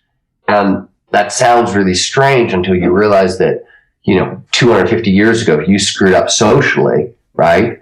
And you got kicked out of the tribe, exiled or banished, which was really incredibly common. It was a capital sentence, right? You couldn't survive on your own in the wild.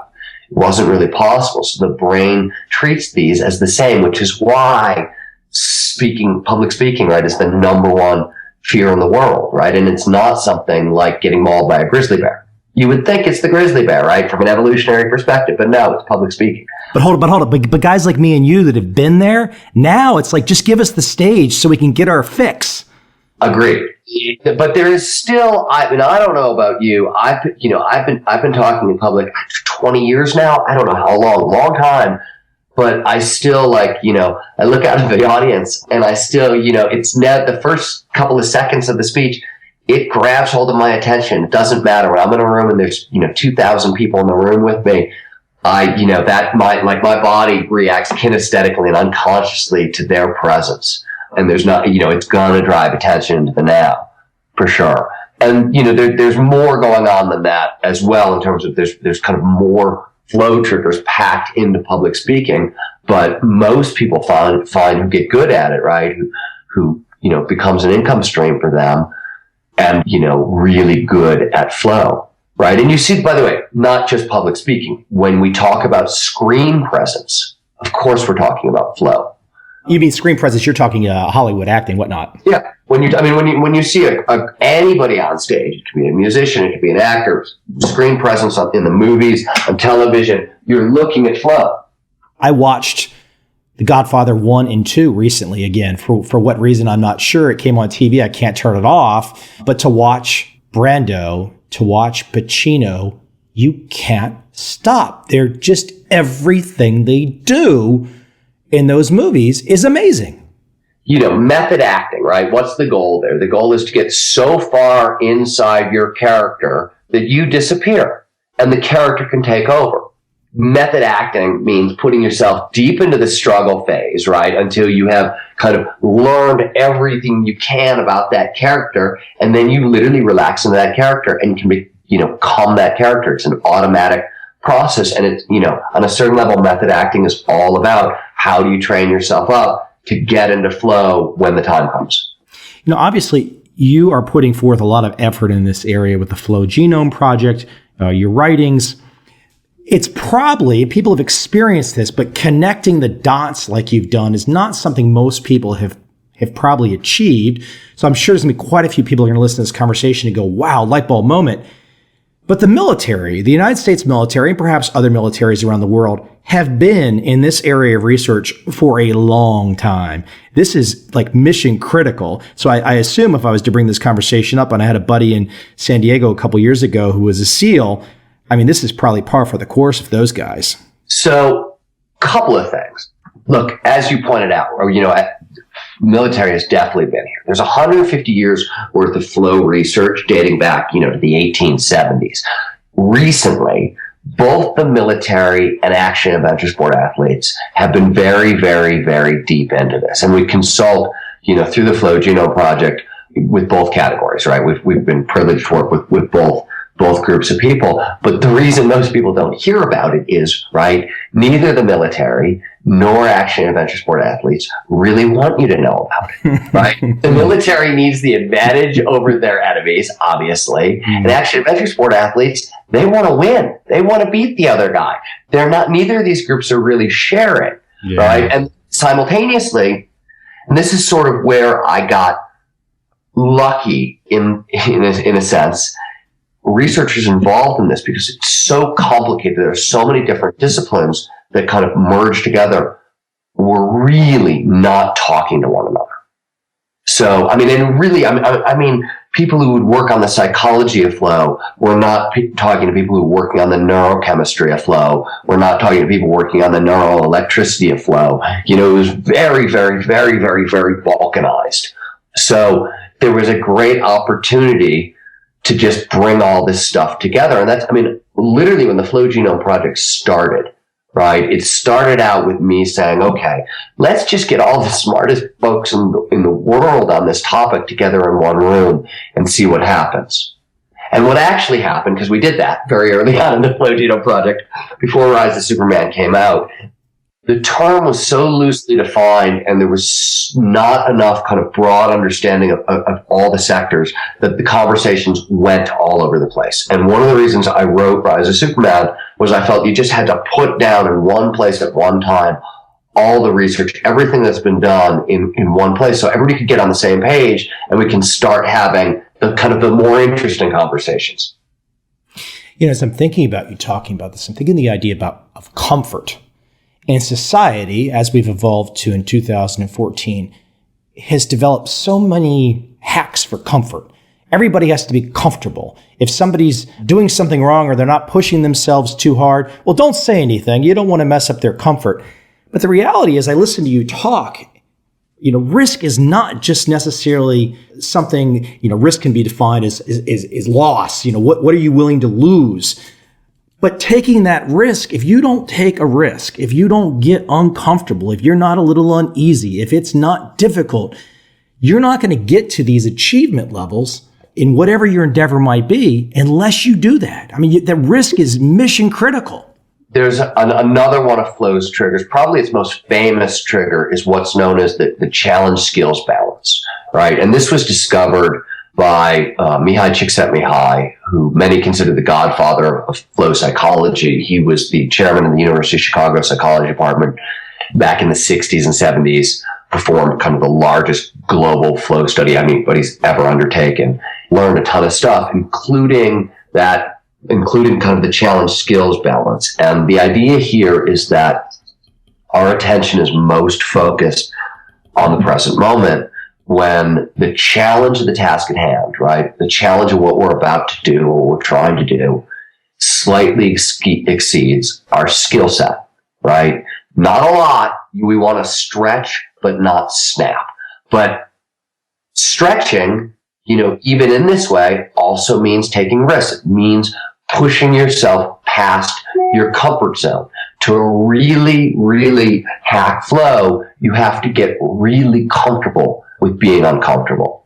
By the way, this is not just flow theory. If you kind of look at Anders Ericsson in expert performance theory, right? The challenge skills ratio is fundamental in expert performance theory. It's known kind of across the board. There's so much research on this. It's kind of silly at this point. But to bring out our very best, you have to constantly be stretching, constantly be uncomfortable. And what's interesting here is there's a lot of correlation. People who are really good at hacking flow tend to perform very, very well for perseverance and grit and things like that. And there's this mistaken idea that to get yourself into flow, you have to take on these huge challenges, right? You don't. It's a load. You want to be uncomfortable, but you can't push yourself too far, because if you get too anxious, if there's too much fear, right, you're going to start to move yourself out of the flow sweet spot and into fight or flight. Very different things happen in the brain, right? Fight or flight reduces your options, basically. In fight or flight, you have three choices. You can fight, you can flee, or you can freeze. Flow is options wide open. It's an extraordinarily creative state. It's the opposite of that. If you start to move into fight or flight, it actually shuts down the brain's pattern recognition system. You won't be able to come up with those new ideas in flow. So you want to stretch but not snap, but you have to do it day in, day out, year in, year out. So there's a willingness to push forward that is always there. You mentioned Anders. I'm going to have him on my show too. I use my Florida State alumni connection there to kind of pull him in and say, come on, Anders, you got to come on. Hey, I got one last question for you, Stephen. What do you want to know at this moment in your life, this moment of all of these years at research? What do you want to know about flow that you don't currently know yet? This is essentially the goal of the Flow Genome Project. What we want to do is, right, we want the source code. What that really means is we've got about 150 years of flow psychology. We've got about 25 years of flow neurobiology and physiology, right? So mind and brain, we've got a handle on, and we're starting to get a pretty good handle on. Body, it's kind of a black hole, because the measurement technologies we've needed to kind of link all these things up haven't shown up until very, very recently.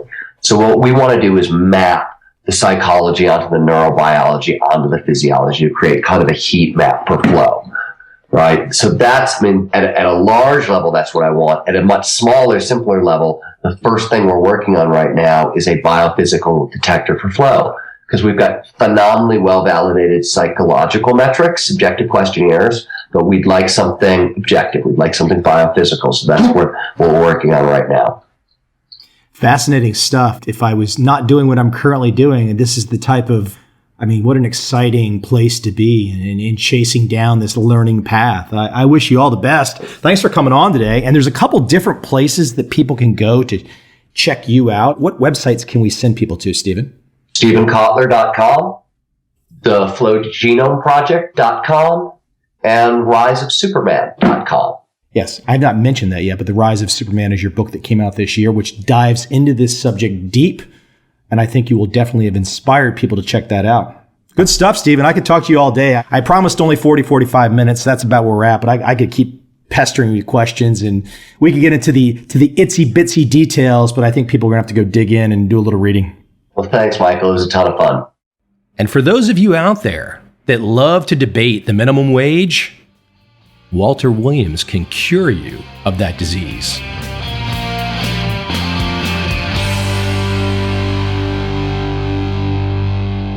Hey, listen, here's where I want to start with something kind of fun. I'm jealous. I'm envious. I want to intellectually steal something from you, and it's what you describe yourself as. And I just love this. You call yourself a radical. It's not fair. That's not fair if you do that first. I love it. Okay. Why do you call yourself a radical? Well, because my vision's part company with most people. Most people believe that one person should be forcibly used to serve the purposes of another, and so and that includes a welfare stance, business bailouts, and all this kind of stuff. And I disagree with that position. So let me jump into something specific: the morality of markets. A lot of people that don't understand markets and the benefits of markets often get upset when they contemplate the idea that there's a loser. But there's often a zero-sum nature of markets. And how do people get so confused on how markets can be a negative thing? Good, fair, honest markets. I'm not talking about crony capitalism or bailouts of banks, but good, honest markets. How can there be something bad about that?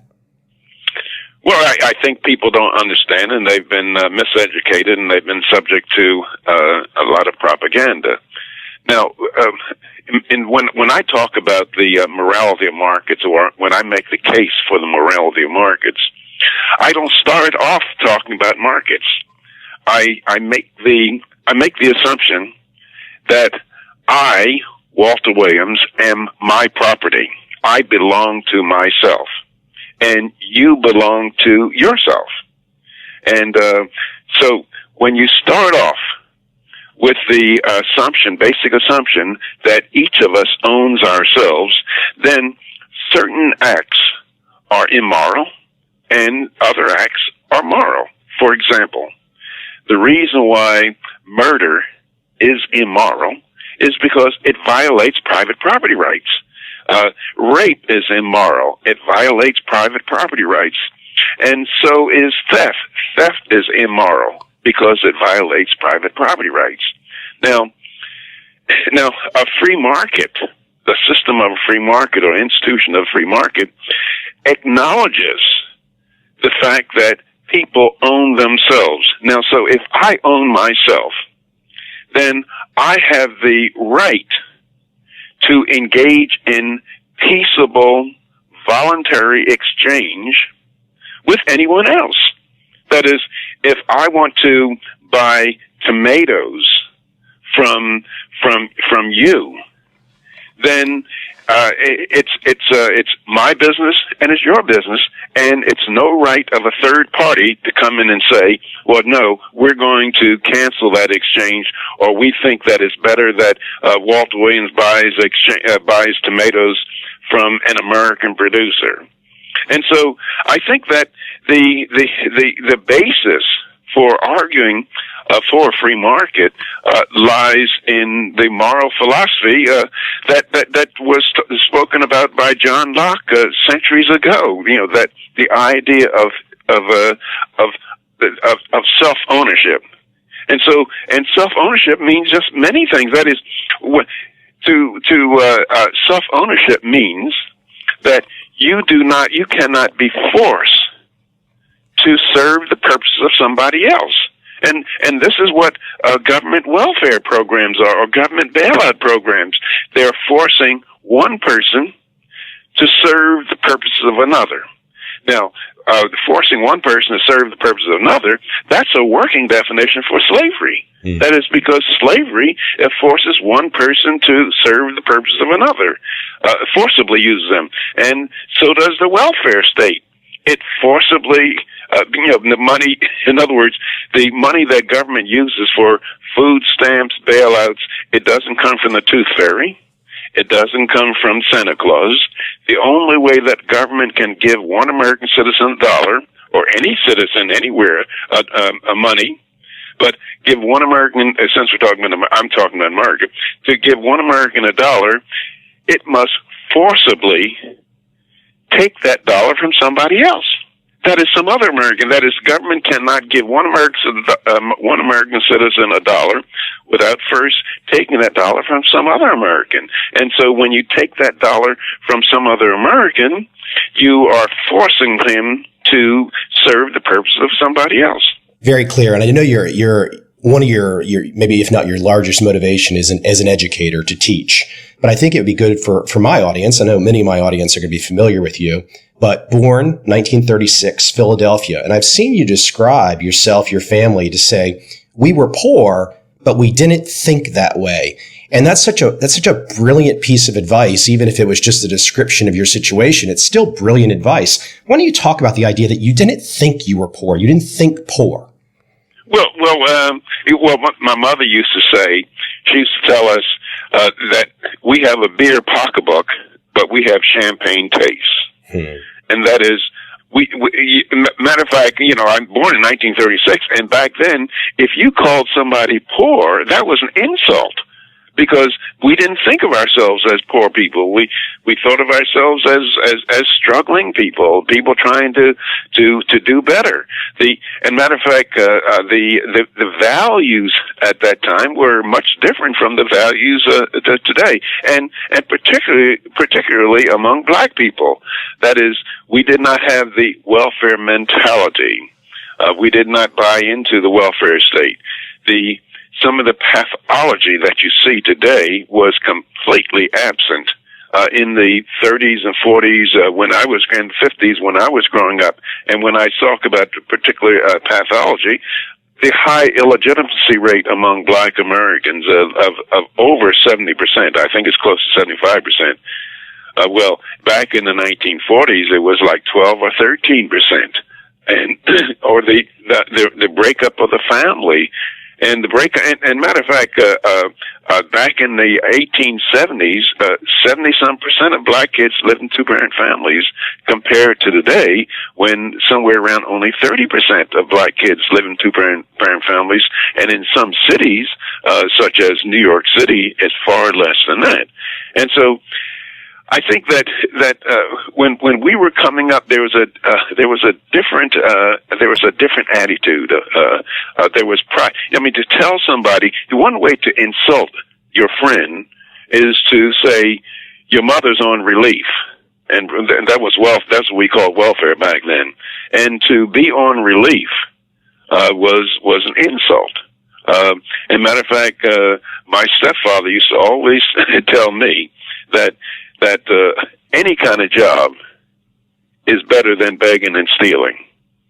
Now, that's not the attitude for people today. A lot of people say, "Look, I'm not going to work at McDonald's for $7-something an hour. I'd much rather be on welfare. I'd much rather be begging for money."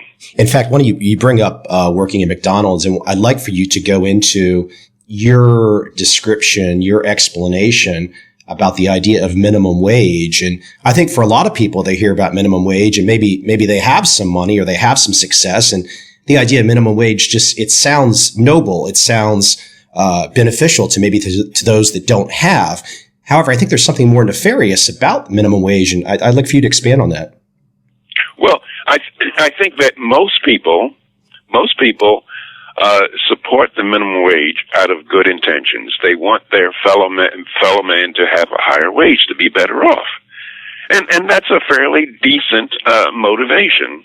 But when one has policy, when one forms public policy, he shouldn't pay attention to the intentions behind the public policy. He should ask, what is the effect of public policy? What is the effect of the minimum wage?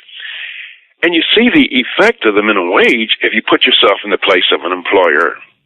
And you must pay $7.25 an hour to no matter whom you hire. And actually, $7.25 an hour is not your minimum cost, because you have to pay mandated benefits such as Social Security, unemployment compensation, and other fringes. But let's stick with $7.25, the current minimum wage in the United States. Now, if you must pay $7.25 an hour to no matter whom you hire, will you hire that worker who is so unfortunate so as to have skills that will only enable him to produce $4 worth of value per hour? In other words, would you pay somebody $7.25 when that somebody can only produce $4 worth of value? Well, most employers would look at that as a losing economic proposition. So they just would not hire such a person. And who are these people? Well, it's a low-skilled worker. The minimum wage law, one of the first effects of the minimum wage law is to discriminate against the employment of low-skilled workers. And it turns out in most economies, the lowest skilled workers are teenagers. They have low skills because they lack the experience and work attitudes and other attributes of adults. And among that number are black teenagers who not only share the handicaps of teenagers in general, but they share the additional handicaps of going to rotten schools, very often living in broken families and pathological neighborhoods. And so if you are predicting who would the greater unemployment effects of the minimum wage law, you would say, well, gee, it would have a devastating impact on the employment opportunities for teenagers, and doubly so on minority teenagers. And if you look at the empirical data, that's what it shows. One thing that people don't know, I did a study called Youth and Minority Unemployment for the Joint Economic Committee of Congress in 1976 or 78, somewhere around there.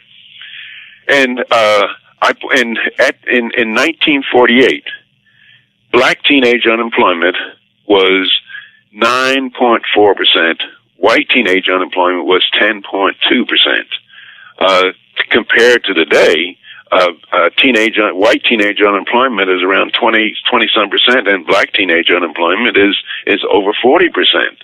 And the labor force participation rates of blacks were greater during the 40s and 50s than whites. That is, labor force participation means that blacks were more active in the labor market than were white teenagers. And today, it's entirely the opposite. Now, there's one other thing about the minimum wage law that people don't understand. It destroys employment opportunities. Again, when I was a kid, when you pull into a gasoline station, there was a youngster to wash your windows, check the air in your tire, and maybe check your hood. Now today they're self-service stations, and they're not self-service stations today because Americans love the smell of gasoline fumes while they're gassing up the cars.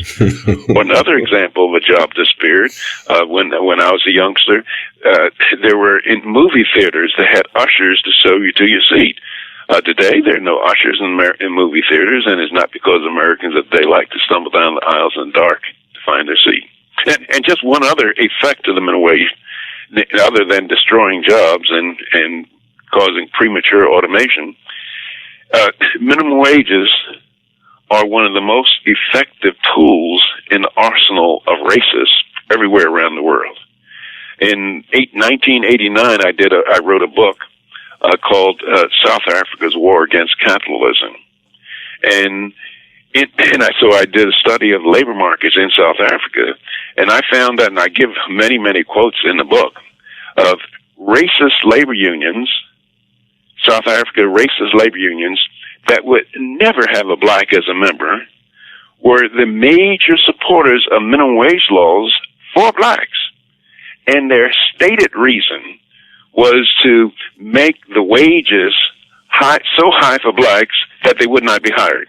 And you see the motivation, that is, companies would hire a laborer, and they had to pay a white guy. I think this is like 1980 statistics. They might have to pay a white worker $3 an hour, but they get away hiring a black for 50 cents an hour to do the same job.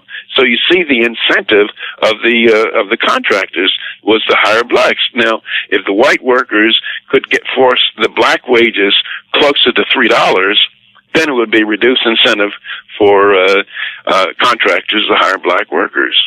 You know, Dr. Williams, you surely faced discrimination at various points in your life, but you are one of the most positive, and it's one of the reasons I want to have you on. You're one of those positive, inspiring people, and you just want to listen. And I think this is why millions of people, when they hear you on the radio, maybe filling in for Rush or something, they just love you. But how did you avoid bitterness? Like, why did you stay so positive, even when you probably had to face issues that as a white kid that I didn't have to face growing up? How did you stay so positive? I don't know. I think I think that one of the things that's different about our country that was not around today and not around in yesteryear is that people were concerned about, people today are concerned about people's self-esteem. They're concerned about not hurting anyone's feelings by telling them the truth. They want like if they've had handicaps, they want special privileges or special help. Now, when I was a youngster, my mother used to tell me, look, Walter, there is discrimination. There's racial discrimination. And you know what that means? It means that you have to be better. You have to try harder. And that's the kind of lessons I got. Or with my stepfather, he would say, look, if you want to make it in this world, you have to learn to come early and stay late. And So those were the kind of values that I grew up with, and being bitter about something doesn't help out at all. I mean, that is the way you get even, if you're concerned with getting even, is to work hard and accomplish more. And today, that is not quite the attitude. People think, well, there should be some kind of compensation for slavery. There should be some kind of consideration for years of injustice that black people suffered, and this kind of thing, taken into consideration, the discrimination and handicaps that blacks have had has been devastating. That is where professors in colleges, black students are admitted to colleges on much lower standards than white students. Sometimes when they're in college, professors give them a break, give them a C or give them a B when they should get an F in the class, and those kind of things, that kind of treatment does not help. And so anyway, I just don't share the philosophy that many people share today, both black and white, I might add. Some in the audience might be thinking, well, you sound like part of the establishment. Other people have had a harder time. But if I look back at some of, preparing to speak with you today, you had a fondness more for Malcolm X versus Martin Luther King. So you were willing to fight even more. Oh yes. And I might say that a black person living today, he has not seen things that I've seen, things like signs posted, colored waiting room, colored water fountain, colored entrance, and he has not seen any lynching and all these horrible things that's part of our history. And matter of fact, the average poor black person, or the average poor American in general, you have statistics like 60-some% of them own at least one car. That the people that the Census Department defines as poor, 60-some% of them own at least one car, and 14% two or more cars. Poor people have 90-some% of poor people have microwaves. They have a large number have cable TVs.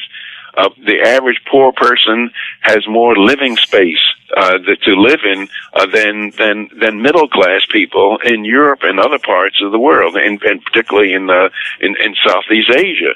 And so poverty today is, and there's no poverty in the United States.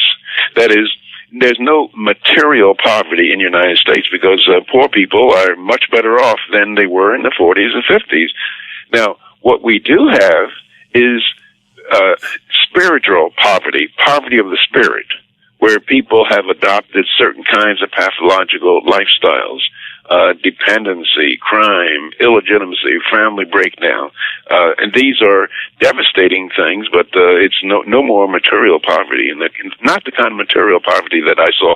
For example, my wife, she was the youngest of 11 children. And her father, we're both young. I'm 78, and my wife, if she were still alive, she'd be 81. But her father used to have to move his family into abandoned buildings and maybe jury-rig the electricity so they can have some light and maybe some heat. Now, you don't find that kind of stuff going on today in the United States. Yeah, speaking of jerry-rigging, I can walk out my door here in Saigon and I can see the jerry-rigging of the wires just about everywhere.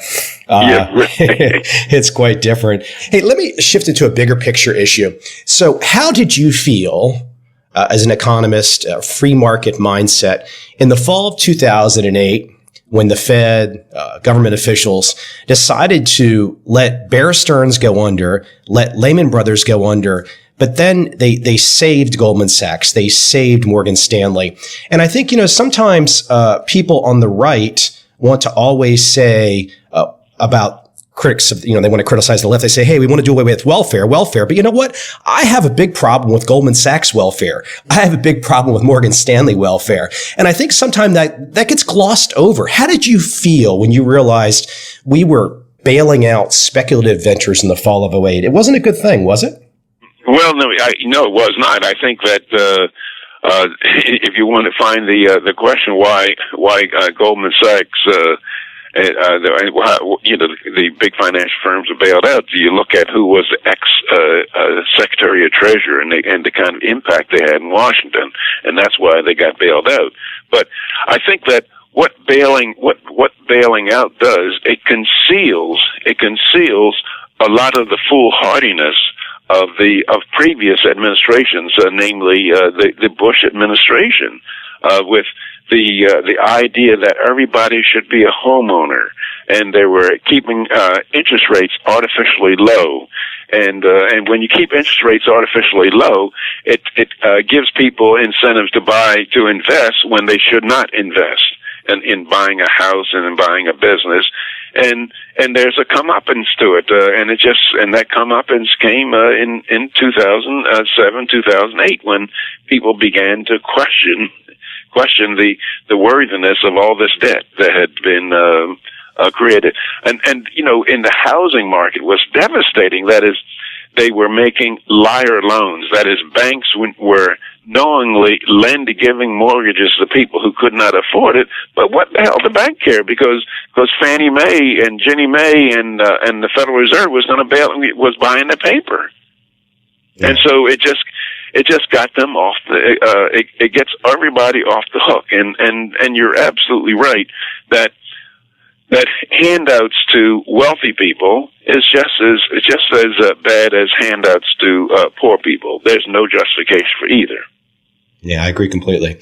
Big picture, to me, if I look at my home country, I don't know if I see left and right anymore. I sort of see one group of people that wants the state to take care of a lot of things, and the other group just says, state, go away. And I don't know what the percentages are. To me, it feels like the numbers and percentages of people that want the state to step in and handle everything just seems to be growing. And I think the issue that troubles me is, like, how did people come to have this much respect for bureaucrats in Washington, D.C.? I mean, you and I know, for example, how much wealth has been created in the Northern Virginia area in real estate. And it's not the result of free market economics. It's the result of government employees that get guaranteed salaries, and they make a ton of money and they jack these prices up. But how do we get to this point where people want to trust the state so much? What triggered? What went wrong? Well, it's fairly difficult for me to put my finger on any one source, but I think that if you had to tie down to a bedrock cause, I would say it's a result of a generalized contempt and disrespect for the United States Constitution. That is, what the average American wants Congress to do things that for which there's no constitutional authority for Congress to do. For example, to give you an idea, James Madison is the acknowledged father of the Constitution. So you kind of guess that James Madison would know what's in the Constitution. And in 1794, Congress appropriated $15,000 to help some French refugees. And James Madison stood on the floor of the House irate. And he said, and I'm virtually quoting him, and these quotes are on my website, walterewilliams.com. James Madison stood on the floor of the House irate, and he said, I cannot undertake to lay my finger on that article in the Constitution that authorizes Congress to spend the money of their constituents for the purposes of benevolence. Now, if you look at the federal budget today, 2/3 to 3/4 of it is for the purposes of benevolence. Madison also said that charity is not a legitimate function of government. Now, you take a politician today running for office, wanting to be the president of the country, like James Madison, and if he said during his campaign that charity is not a legitimate function of government, if he said that what James Madison said, he can't find anything in the Constitution to authorize spending for the purpose of benevolence. That person would never be elected to office by the American people. The American people would have just contempt for an idea that government should not be in the business of helping, of using, should not be in business of giving one person's earnings to another person. And any senator running for office, or congressman saying the same thing, he'd be run out of town on a rail. That is, if I were the senator running for the Senate in any state, conservative or liberal state, and say Virginia, and I'm running for the Senate in Virginia, and I go back and forth across the country, and I say, look, my fellow Virginians, I've read the United States Constitution, and I'm going to respect the Constitution. So if you elect me to office, don't expect for me to bring back highway construction funds, aid to higher education, Medicare, et cetera, et cetera. I would not get elected to office by the citizens of Virginia. The tragedy is that Virginians would be acting exactly right by not electing me to office. They elected me to the Senate. Why? Because if I don't bring back billions and billions of dollars for the citizens of Virginia, that doesn't mean that Virginians will pay a lower federal income tax. All that it means is that Maryland will get it instead. That is, once legalized theft begins, it pays for everybody to participate in it, and those who do not participate in it are going to wind up as losers because they will not benefit. There's no benefit whatsoever except moral satisfaction, but there's no financial, economic benefit from people not participating in the handout game, and that's the tragedy of it. Yeah, and I don't see how that shifts anytime soon. I think and so what I'm saying, if you're expecting for it to shift, look, I've asked people, I say, is there any difference? Is there any basic human difference between Americans and Romans, the Spanish, the French, the Portuguese, and the English? These are great empires of the past, but they went down the tubes for precisely what we're doing. And so, is there anything to exempt us from what happened to these other great nations of the past? And I reluctantly observe no, because we have lost our love in our nation. We've lost our love for liberty. And the true tragedy of liberty failing in the United States, because if liberty is lost in the United States, I believe that it will be lost all times and all places forever.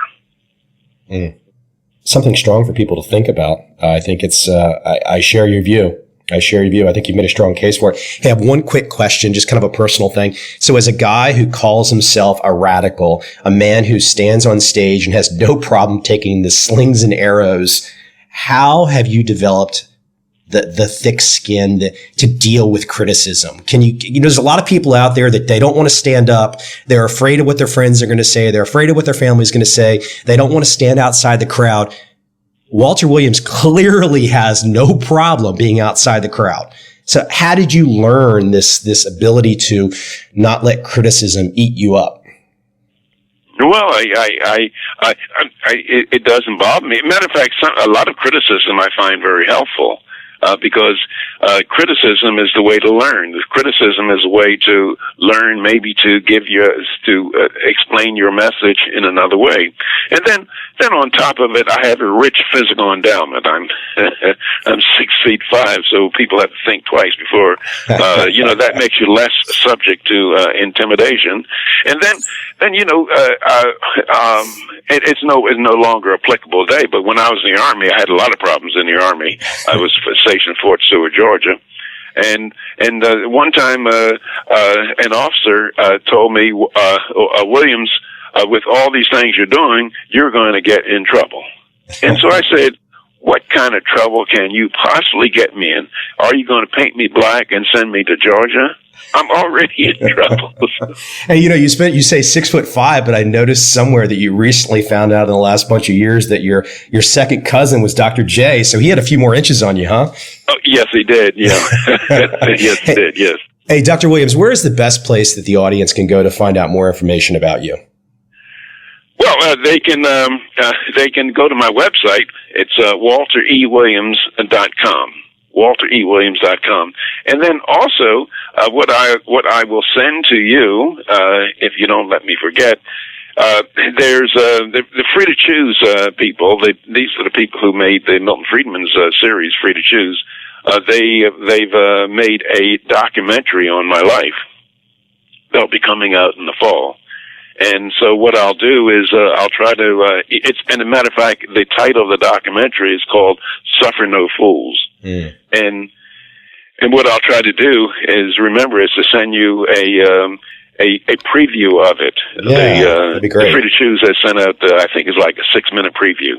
That'd be great. Maybe we can circle back on a follow-up conversation when it comes out, perhaps. But yeah, right. And then it has also has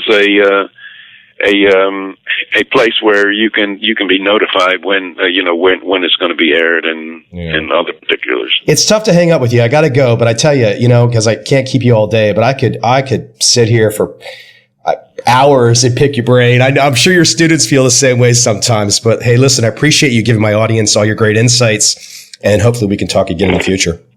Okay. Well, thank you for inviting me. And finally, Jack Horner, the paleontologist that I could only dream to be. I hope you enjoy Jack's perspective.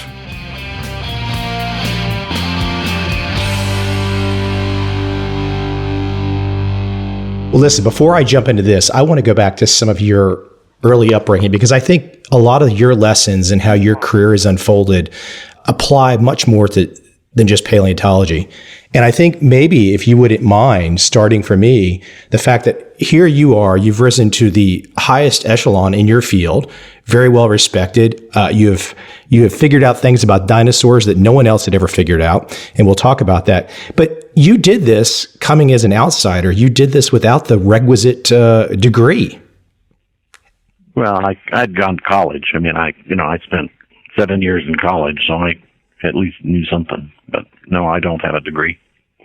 How did that, as you were getting started early, I'd read some stuff about like getting grants and things like that it could be problematic until you landed a fellowship. But from peers, did you find, even though you were out there in the field and making these advances and finding these things out, did you find from your peers there was ever some pushback? Well, I think there was. I mean, obviously there was, but I didn't really pay much attention to it. I mean, paleontology to me is not like a career. It's just, it's what I would do for a hobby if I didn't get paid for it. So it didn't matter really to me how people reacted to it. I mean, I was just going to do my own thing, and that was all there was to it. And I think, like I said, I think that's the attitude that I wanted to talk about some today as well, because I think that's an attitude maybe that more Americans should have, regardless of the field they're in. Well, I think they have to really have a passion for it. So, I mean, it helps to really like it. Let me jump in though too, as a foundation. I know in terms of science, It's finding this kind of consistent learning process.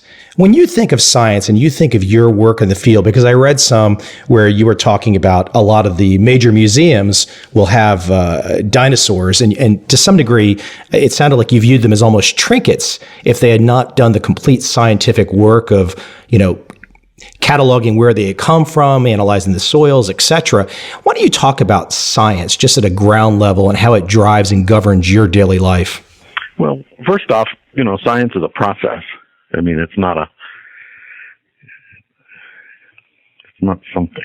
It's how we do things, and basically, it's the process of coming up with some kind of an idea, usually based on some experience or reading something or having found something, put together a hypothesis based on physical evidence, and then, just trying to find evidence that it's wrong, trying to falsify it.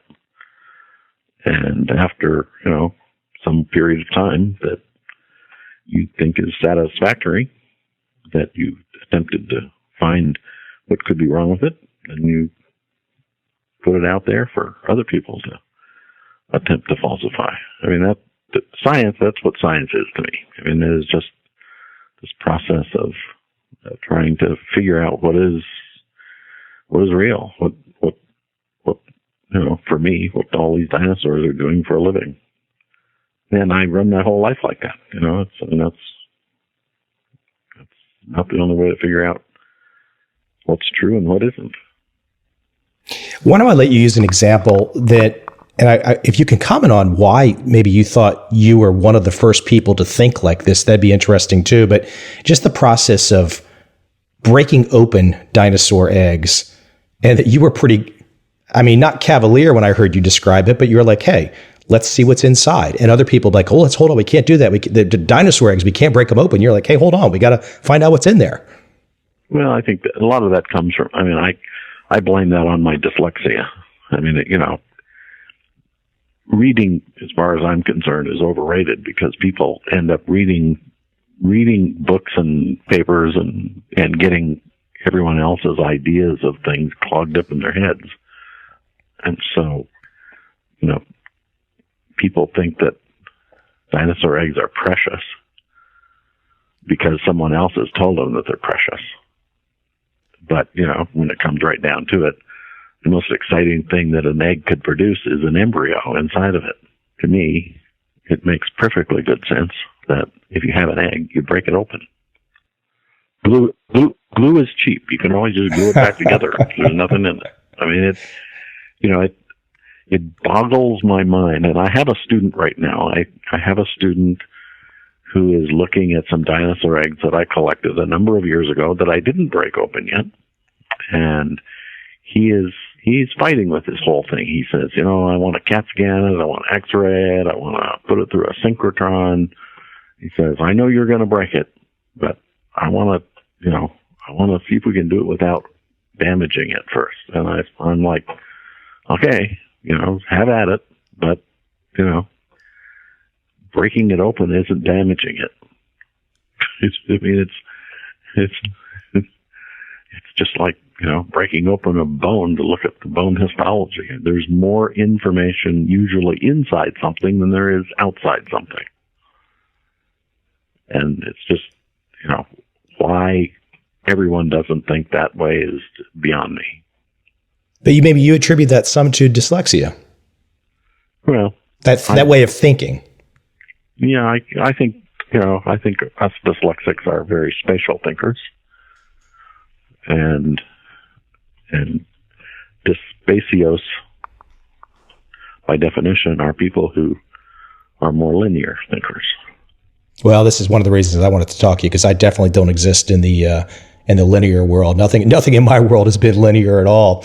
And so listen, I grew up with chickens. My father, we were in the suburbs in Virginia, but he grew up on a farm and he had all kinds of chickens. We would sit there with the manuals and order the crazy looking Polish game hens and all that kind of stuff.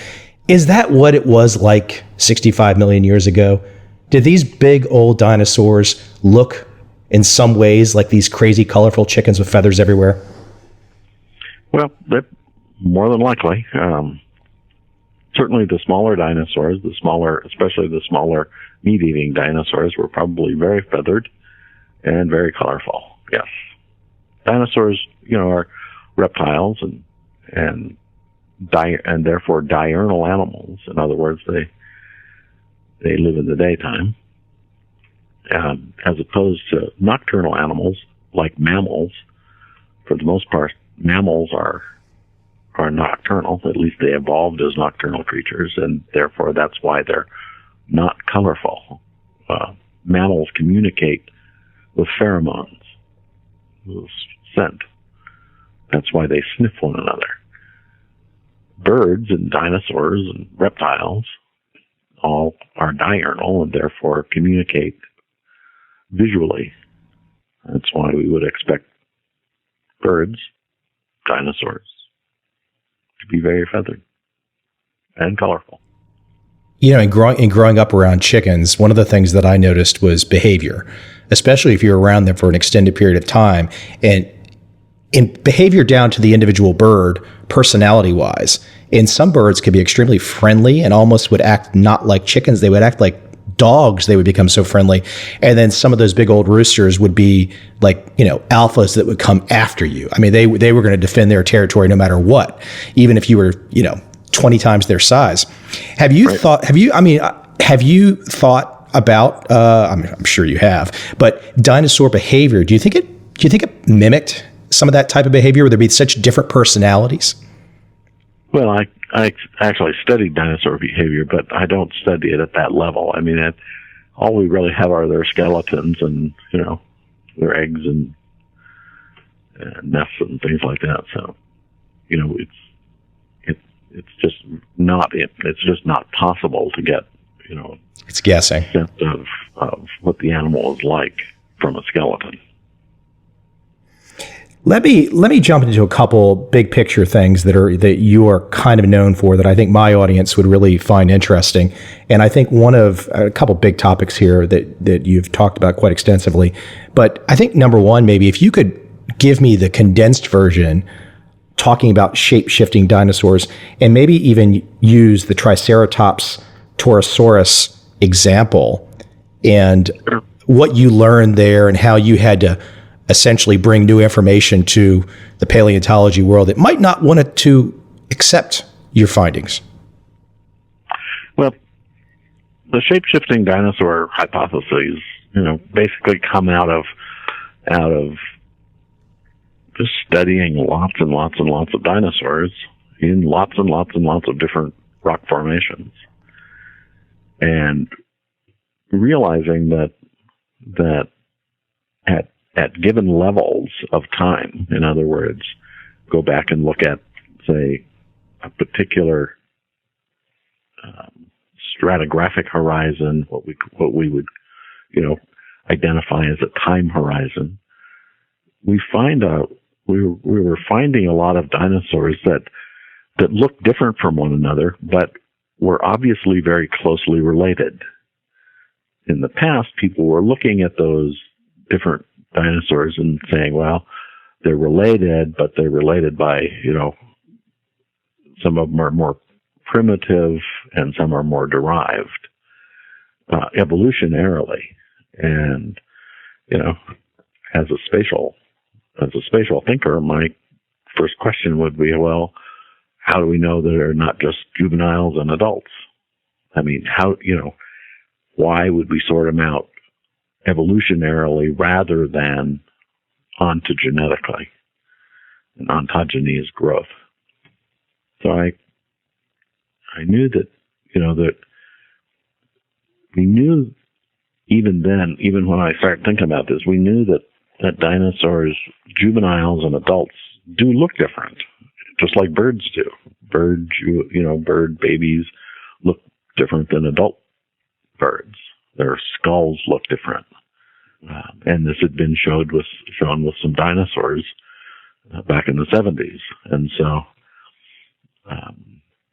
the question was just, the whole point was just to test that hypothesis.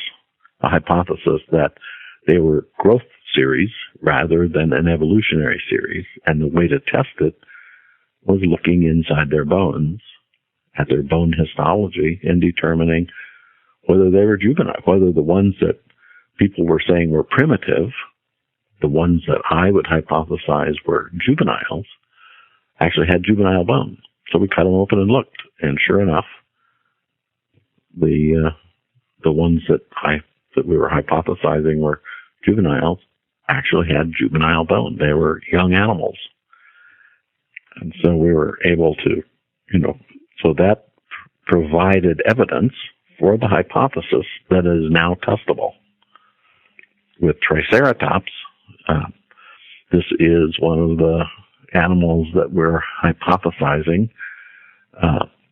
Triceratops as the sort of the younger growth stages. Still Triceratops, but what people used to think of as Torosaurus. Torosaurus and Triceratops are found in the same age sediments. They lived at the same time. And some people, a lot of people have always thought they were two different animals. And it's fine. I mean, I don't have any problem with them being two different animals as long as they're two different animals. But Torosaurus specimens are all bigger than Triceratops specimens, and there are no juveniles. So we cut into the Triceratops specimens, all the Triceratops specimens that we have, which is a lot of them. We've collected more than 100 of them, and they're all juvenile. I mean, they're all not juvenile, but they're at least subadult. And all the Torosaurus specimens we have, which we have 4 of them, are all adult.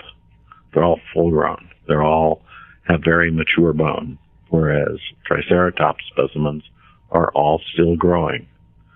So that allows us to hypothesize that Torosaurus and Triceratops are the same animal, and that they're just growth stages. See, I love it. I mean, I've seen you talk about it, but I just think for the audience the type of thinking and you can maybe elaborate here, but I remember you giving an example, and I think you were having a debate with maybe a researcher professor at an Ivy League institution, and I think you were debating this very issue, and you can correct me if I'm wrong, and then he was essentially saying, no, and you essentially countered with like, well, but hold on. And you said, hey, I've got this whole army of dinosaurs I'm working with, and you basically have a handful. Right. Yeah. And the handful that they have was specimens collected back in the late 1800s and early 1900s that have no data with them. So we don't even know what geologic layers they came from. And so we have 100 new specimens of Triceratops, all with incredible amounts of data with them. So we know, which ones actually did live together and which ones didn't. I wonder, do you think if you did it, you talked about, I think you said you were 6, you either found a dinosaur bone or saw your first one, you fell in love. Somebody eventually would have gone down your path if Jack Horner didn't do it. Maybe it might not be for another 100 years. But I mean, do you ever think about the fact that some of these things that you're figuring out, other people just have not yet figured out? I think that's it's got to be a cool feeling to kind of have those aha moments. Well, it is. I mean, it's interesting. I just, like I keep saying, I just don't understand why other people don't. I mean, it's puzzling to me why people don't break eggs open or cut bones open and see how old they are. I mean, I don't know. It's just puzzling to me. Listen, I brought it up in the beginning, and I maybe I'll let you, and then we'll talk about a couple things on the way out, but maybe I'll let you explain Chickosaurus, because I think as I brought it at the beginning, some people might be like, what is he talking about? So, but it essentially starts with you looking inside eggs and seeing that at a certain point in time, inside a dinosaur egg and inside a chicken egg look nearly identical. Is that a fair statement? Well, not exactly. No, I mean, you run with it. the whole Dino Chicken project started with a couple of things. First off, my friend Hans Larsen was interested in how dinosaurs gave rise to birds. And I, at the same time, was actually looking at dinosaur development from babies and eggs to adulthood, was interested in development. So I had this interest in development. Hans Larsen, who works at McGill, was also interested in development, but he was looking at development from a genetic point of view. In other words, he was interested in what genes actually were involved, or what potential genes were involved to change a dinosaur into a bird. And so he was looking for, what processes might be involved in reducing the tail or transforming the arms to wings. And he and I got to talking, and I said, I've always wanted to have a dinosaur, a live one. If you can find these genes, we should be able to just reverse the whole order of things and create one. In other words, retro-engineer a bird into a dinosaur. And that was, several years ago. And so we started working together, and we haven't accomplished that yet. We found an awful lot of genes that do an awful lot of things. And we even possibly found the genes that are responsible for making the tail short. I can't really tell you too much about where we are exactly right now with that, because obviously I want to publish it. Our group wants to publish it before someone else does. So we do have a few secrets, but the big picture that you have talked about, you've talked about the idea of locating the gene for teeth, locating the gene that instead of fusing to a wing, those three fingers stay there, and then extending the tail out. So you've talked about that pretty openly. Yeah. Well, there's three different ways of actually. So working with Hans sort of led me to this whole business of trying to make a dinosaur, and so I hired a couple of postdocs, and we're working on it. And there's three different ways that it's possible to make one. One is through transgenics. In other words, taking genes out of one animal and putting them in another, and attempting to, say, for example, get a alligator tail to grow on a bird. In other words, using different genes. Another way, and the way that I've been talking about mostly, is atavistic genes. In other words, ancestral genes, and turning them back on. So as we know, human beings, every once in a while, are born with a tail. And we're born with a tail because our ancestors, somewhere down the line in our ancestors, we had tails. And so the genetic pathway for a tail is still present in humans. And so every once in a while, a child will get a short little tail, and the doctor usually amputates it, takes it off. Well, birds do as well. So every once in a while, birds are born with a tail. Every once in a while, they're born with teeth, rare as hen's teeth. Every once in a while, they're even born with a three-fingered hand rather than a wing. And so those atavistic genes are still there, so the pathway is still there. And a fellow named Matthew Harris at the University of Wisconsin actually found that atavistic gene for teeth in birds, and so was able to produce a chicken with first-generation teeth. They didn't erupt into the beak, but at least they were growing inside the jaw. The enamel gene has been lost, so we know that the teeth won't be like dinosaur teeth with enamel on them, but we could introduce that back transgenically. So what we're basically looking for are the genes responsible for the tail and the hands now. And we're making some progress. The other way to do it, the third way to actually make a dinosaur would actually be true genetic engineering. In other words, changing DNA. And that, probably will be possible someday, but that's certainly not 10 years off. That's many decades off. So ultimately, though, if you and I are just chatting over a beer or something, ultimately this is all about, and I think we have the same desire. I would love to see dinosaurs walk again. Yep, absolutely. So let me ask. So let's say we get the Chickasaurus, we can get these three things back to it. I'm sure you've thought about this. I've just started to think about it. But let's say that Chickasaurus, I'm jumping ahead a little bit here. Let's say we get the Chickasauruses out there and they've got teeth and they've got hands. I guess evolution could start to take over again to some degree because they might want to eat a little meat then. They might get a little bit bigger. Is that a fair assumption? Is this the way you're coming at it, Jack? When we're, that would be down the line. That would be when we would have to manipulate DNA. To make atavistic dinosaurs, we would be making them one at a time because basically we're turning on and turning off genes in an embryo. So that embryo would grow up being a dino chicken or a chickenosaurus.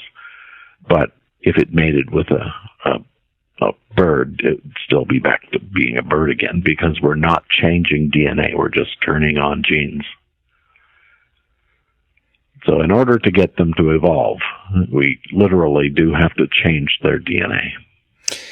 So as the guy that has been a technical consultant for all the Jurassic Park films, and I think everyone pretty much knows that the way that it happened in the films isn't going to be the way that it's going to happen. And I think a lot of people then assumed it'll never happen. And you're saying, we're going to get there someday and somehow. Oh, we are going to get there. Well, there's no question about that. We're closing in on ways to alter the way animals look drastically. So. I've told a lot of friends that haven't seen your TED videos. I've said to them that they got to check them out. And they said, well, why would you want to bring dinosaurs back? That's frightening. And I said, no, this would be awesome. This would be awesome because then when you go to get your Starbucks latte, you have to carry a firearm or something. And they said, well, but they said people are going to get killed. I said, no, it's natural selection. Don't worry. The good people will survive. Right? Is this? Well, you're not allowed to comment on this great stuff. We have cats and dogs running around, and we don't have to shoot them. I mean, it's meat-eating dinosaurs. Even if that's what they are, they're, animals are not like we see them in movies. Yeah. Well, you made the comment too. I saw you make the comment about that if it was in real life, I guess this would have been in the first film, the dinosaurs would have not raced into the building chasing the people. They would have gone for the dying Triceratops. Of course they would. Absolutely. Yeah. Well, they only chase people in movies. What were some of the things that you took out of that experience in being involved with the films? What was the most accurate? Because I've seen you talk about the inaccuracy, but what were the most accurate aspects of the films? Well, I don't know that I can answer that. In all the model making are the attempts from the model makers and the computer graphics people to make the dinosaurs look as good as they possibly can. I mean, they really do. They are as accurate as our scientific information at the time was. So, just the way the dinosaurs look. Now, we know now that they would look different, but for the time they were as accurate as they could be. We know now that Tyrannosaurus probably had some fuzz on them or some feathers on them, and we know that all raptors would be feathered. The duck-billed dinosaurs and those other kinds of dinosaurs, they're probably pretty accurate in themselves. Well, I think we'll discover that there's some additions, just like your chickens have wattles and combs and things like that, I think we're going to see a lot. There was a comb discovered recently on a duckbill dinosaur, and I think we're going to find a lot more of them. So a lot of soft tissue extra parts I think we're going to see. But when Jurassic Park came out in 1993, the dinosaurs in it were as accurate as they could possibly be based on the science we had at the time. Let me ask about T-Rex. This is like, and I'm still a little kid for all intents and purposes, but I think for all little kids, you just love the T-Rex. But it's different than what we grew up with as little kids thinking about it. And I think the primary way, and you talk about being your love of studying dinosaur behavior, but I think you've done a lot of work in figuring out, and I'm sure other people have been involved too, but scavenger, not predator. Yeah, that's an argument that I made many years ago. I even wrote a book about it. And the whole reason, it was basically trying to get people away from their preconceived ideas. And so it goes back to this whole reading business. People have read about T-Rex and about how scary it was and how big it was, and it all come to the conclusion that it was a predator without actually looking at the evidence for it. And basically all I was just sort of the devil's advocate who said, what's the evidence for T-Rex being a predator? And everybody's like, I don't know, it's scary looking, so therefore it's a predator. And I said, well, let's evaluate it from a different perspective. Let's compare a Tyrannosaurus Rex and a Velociraptor and the skeleton. Just look at the skeletons of the two of them. You see that they're just very different from one another.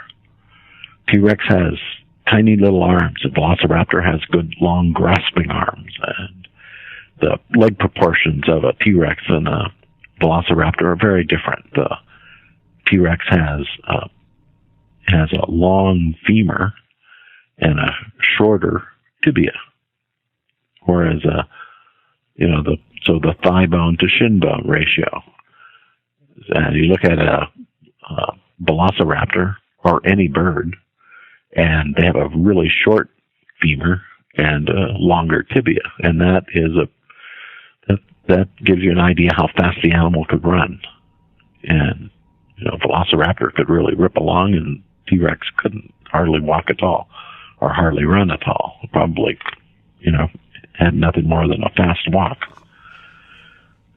T-Rex has a huge olfactory lobe for the sense of smell, and we can associate that with turkey vultures, as opposed to bloodhounds. Bloodhounds can smell things very close, tell whether you were in a room the day before, and turkey vultures can smell something 25 miles away. And T-Rex has the kind of olfactory lobe we see in these birds, and not in the animal that can track. So, it's just one piece of evidence after another that suggested that T-Rex was probably an opportunistic scavenger rather than a predator. Certainly more of a scavenger than a top predator. And also now we know that they're pretty common. I mean, they're common in their ecosystem. And if we compare that to, say, if we look at the Serengeti and we add up all the lions and the cheetahs and the leopards, that number is still smaller than the number of opportunistic, like wildebeest. I mean, not wildebeest, but hyenas. Hyenas outnumber all of them put together. And T-Rex comes out that sort of same way. It comes out way outnumbering all the other little predatory dinosaurs, which suggests that it is doing something very different, and that very different would be being an opportunist. I think if people are listening to the way you think, you could be digging into any subject with the way you approach dinosaurs. And so what I like is the devil's advocate stance and the idea of making comparisons. So if you don't mind, if I can get you to reflect, but where did you become this? It must have started at a young age where you would think about these comparisons or the digging process. I like to say in my world, I like to dig constantly, but this devil's advocate stance, because the system, the establishment never really cares for the devil's advocate, so to speak. And I know you really don't care what they care about you, but still you have to navigate life, so to speak. And you've done a good job at that, obviously, but where did you start to have this way of thinking, this outsider stance? I'm probably born this way. I don't know. I don't remember ever thinking any differently. It wasn't learned. You just were always this way. Right. Things just have to make sense to me. And if they don't, then, I do a lot of challenging of the status quo. Do you find because a lot of the status quo didn't make any sense to me. Well, that kind of sums up my career too. The status quo just is usually the status quo. There's a lot of reasons why they're the status quo, and they often don't make a lot of sense. That's for sure. That's right. Well, so listen, if anybody wanted to find out more about you, possibly get involved, possibly help out the process of letting you bring dinos back to life, where can they reach out and find more information about you, Jack? Probably on our website, Museum of the Rockies website. Okay. I don't know, Museum of the Rockies. They'll find you. Or something like that. Yeah. Okay. Well, listen, I appreciate you taking the time today. I know it's a slightly different audience in my world, but I know a lot of people I just thought that the way that you've approached things, the thinking, the comparing, the digging, the science, it's a very clear way of thinking. Every time I've seen your presentations on TED and the live presentation I saw, very clear. It makes you wonder why the status quo is so comfortable with being so unclear. That's a good question. If you can answer that. We won't. I don't know that would help, though. I don't know that they're going to change. Well, yeah, everyone's got a fiefdom to protect, I guess, so to speak. Yeah. Yeah. But hey, well, listen, Jack. Hopefully, we can talk again in the future, and I appreciate you taking the time today. You're very welcome. I love doing my trading podcast. I love talking to the top traders. But having 5 guys on my podcast, like the 5 that I've just combined into this eclectic mega episode, man, that makes me feel really good too. I love that. That's so much fun. If you've got an idea for somebody that would have fit great onto this eclectic episode, let me know. Drop me a line. I would love to get more and more of that diversity on my show. Once again, thank you for listening. And I plan to be here for a long time cranking out the episodes because clearly, at least I hope it's clear to you, this is my damn addiction.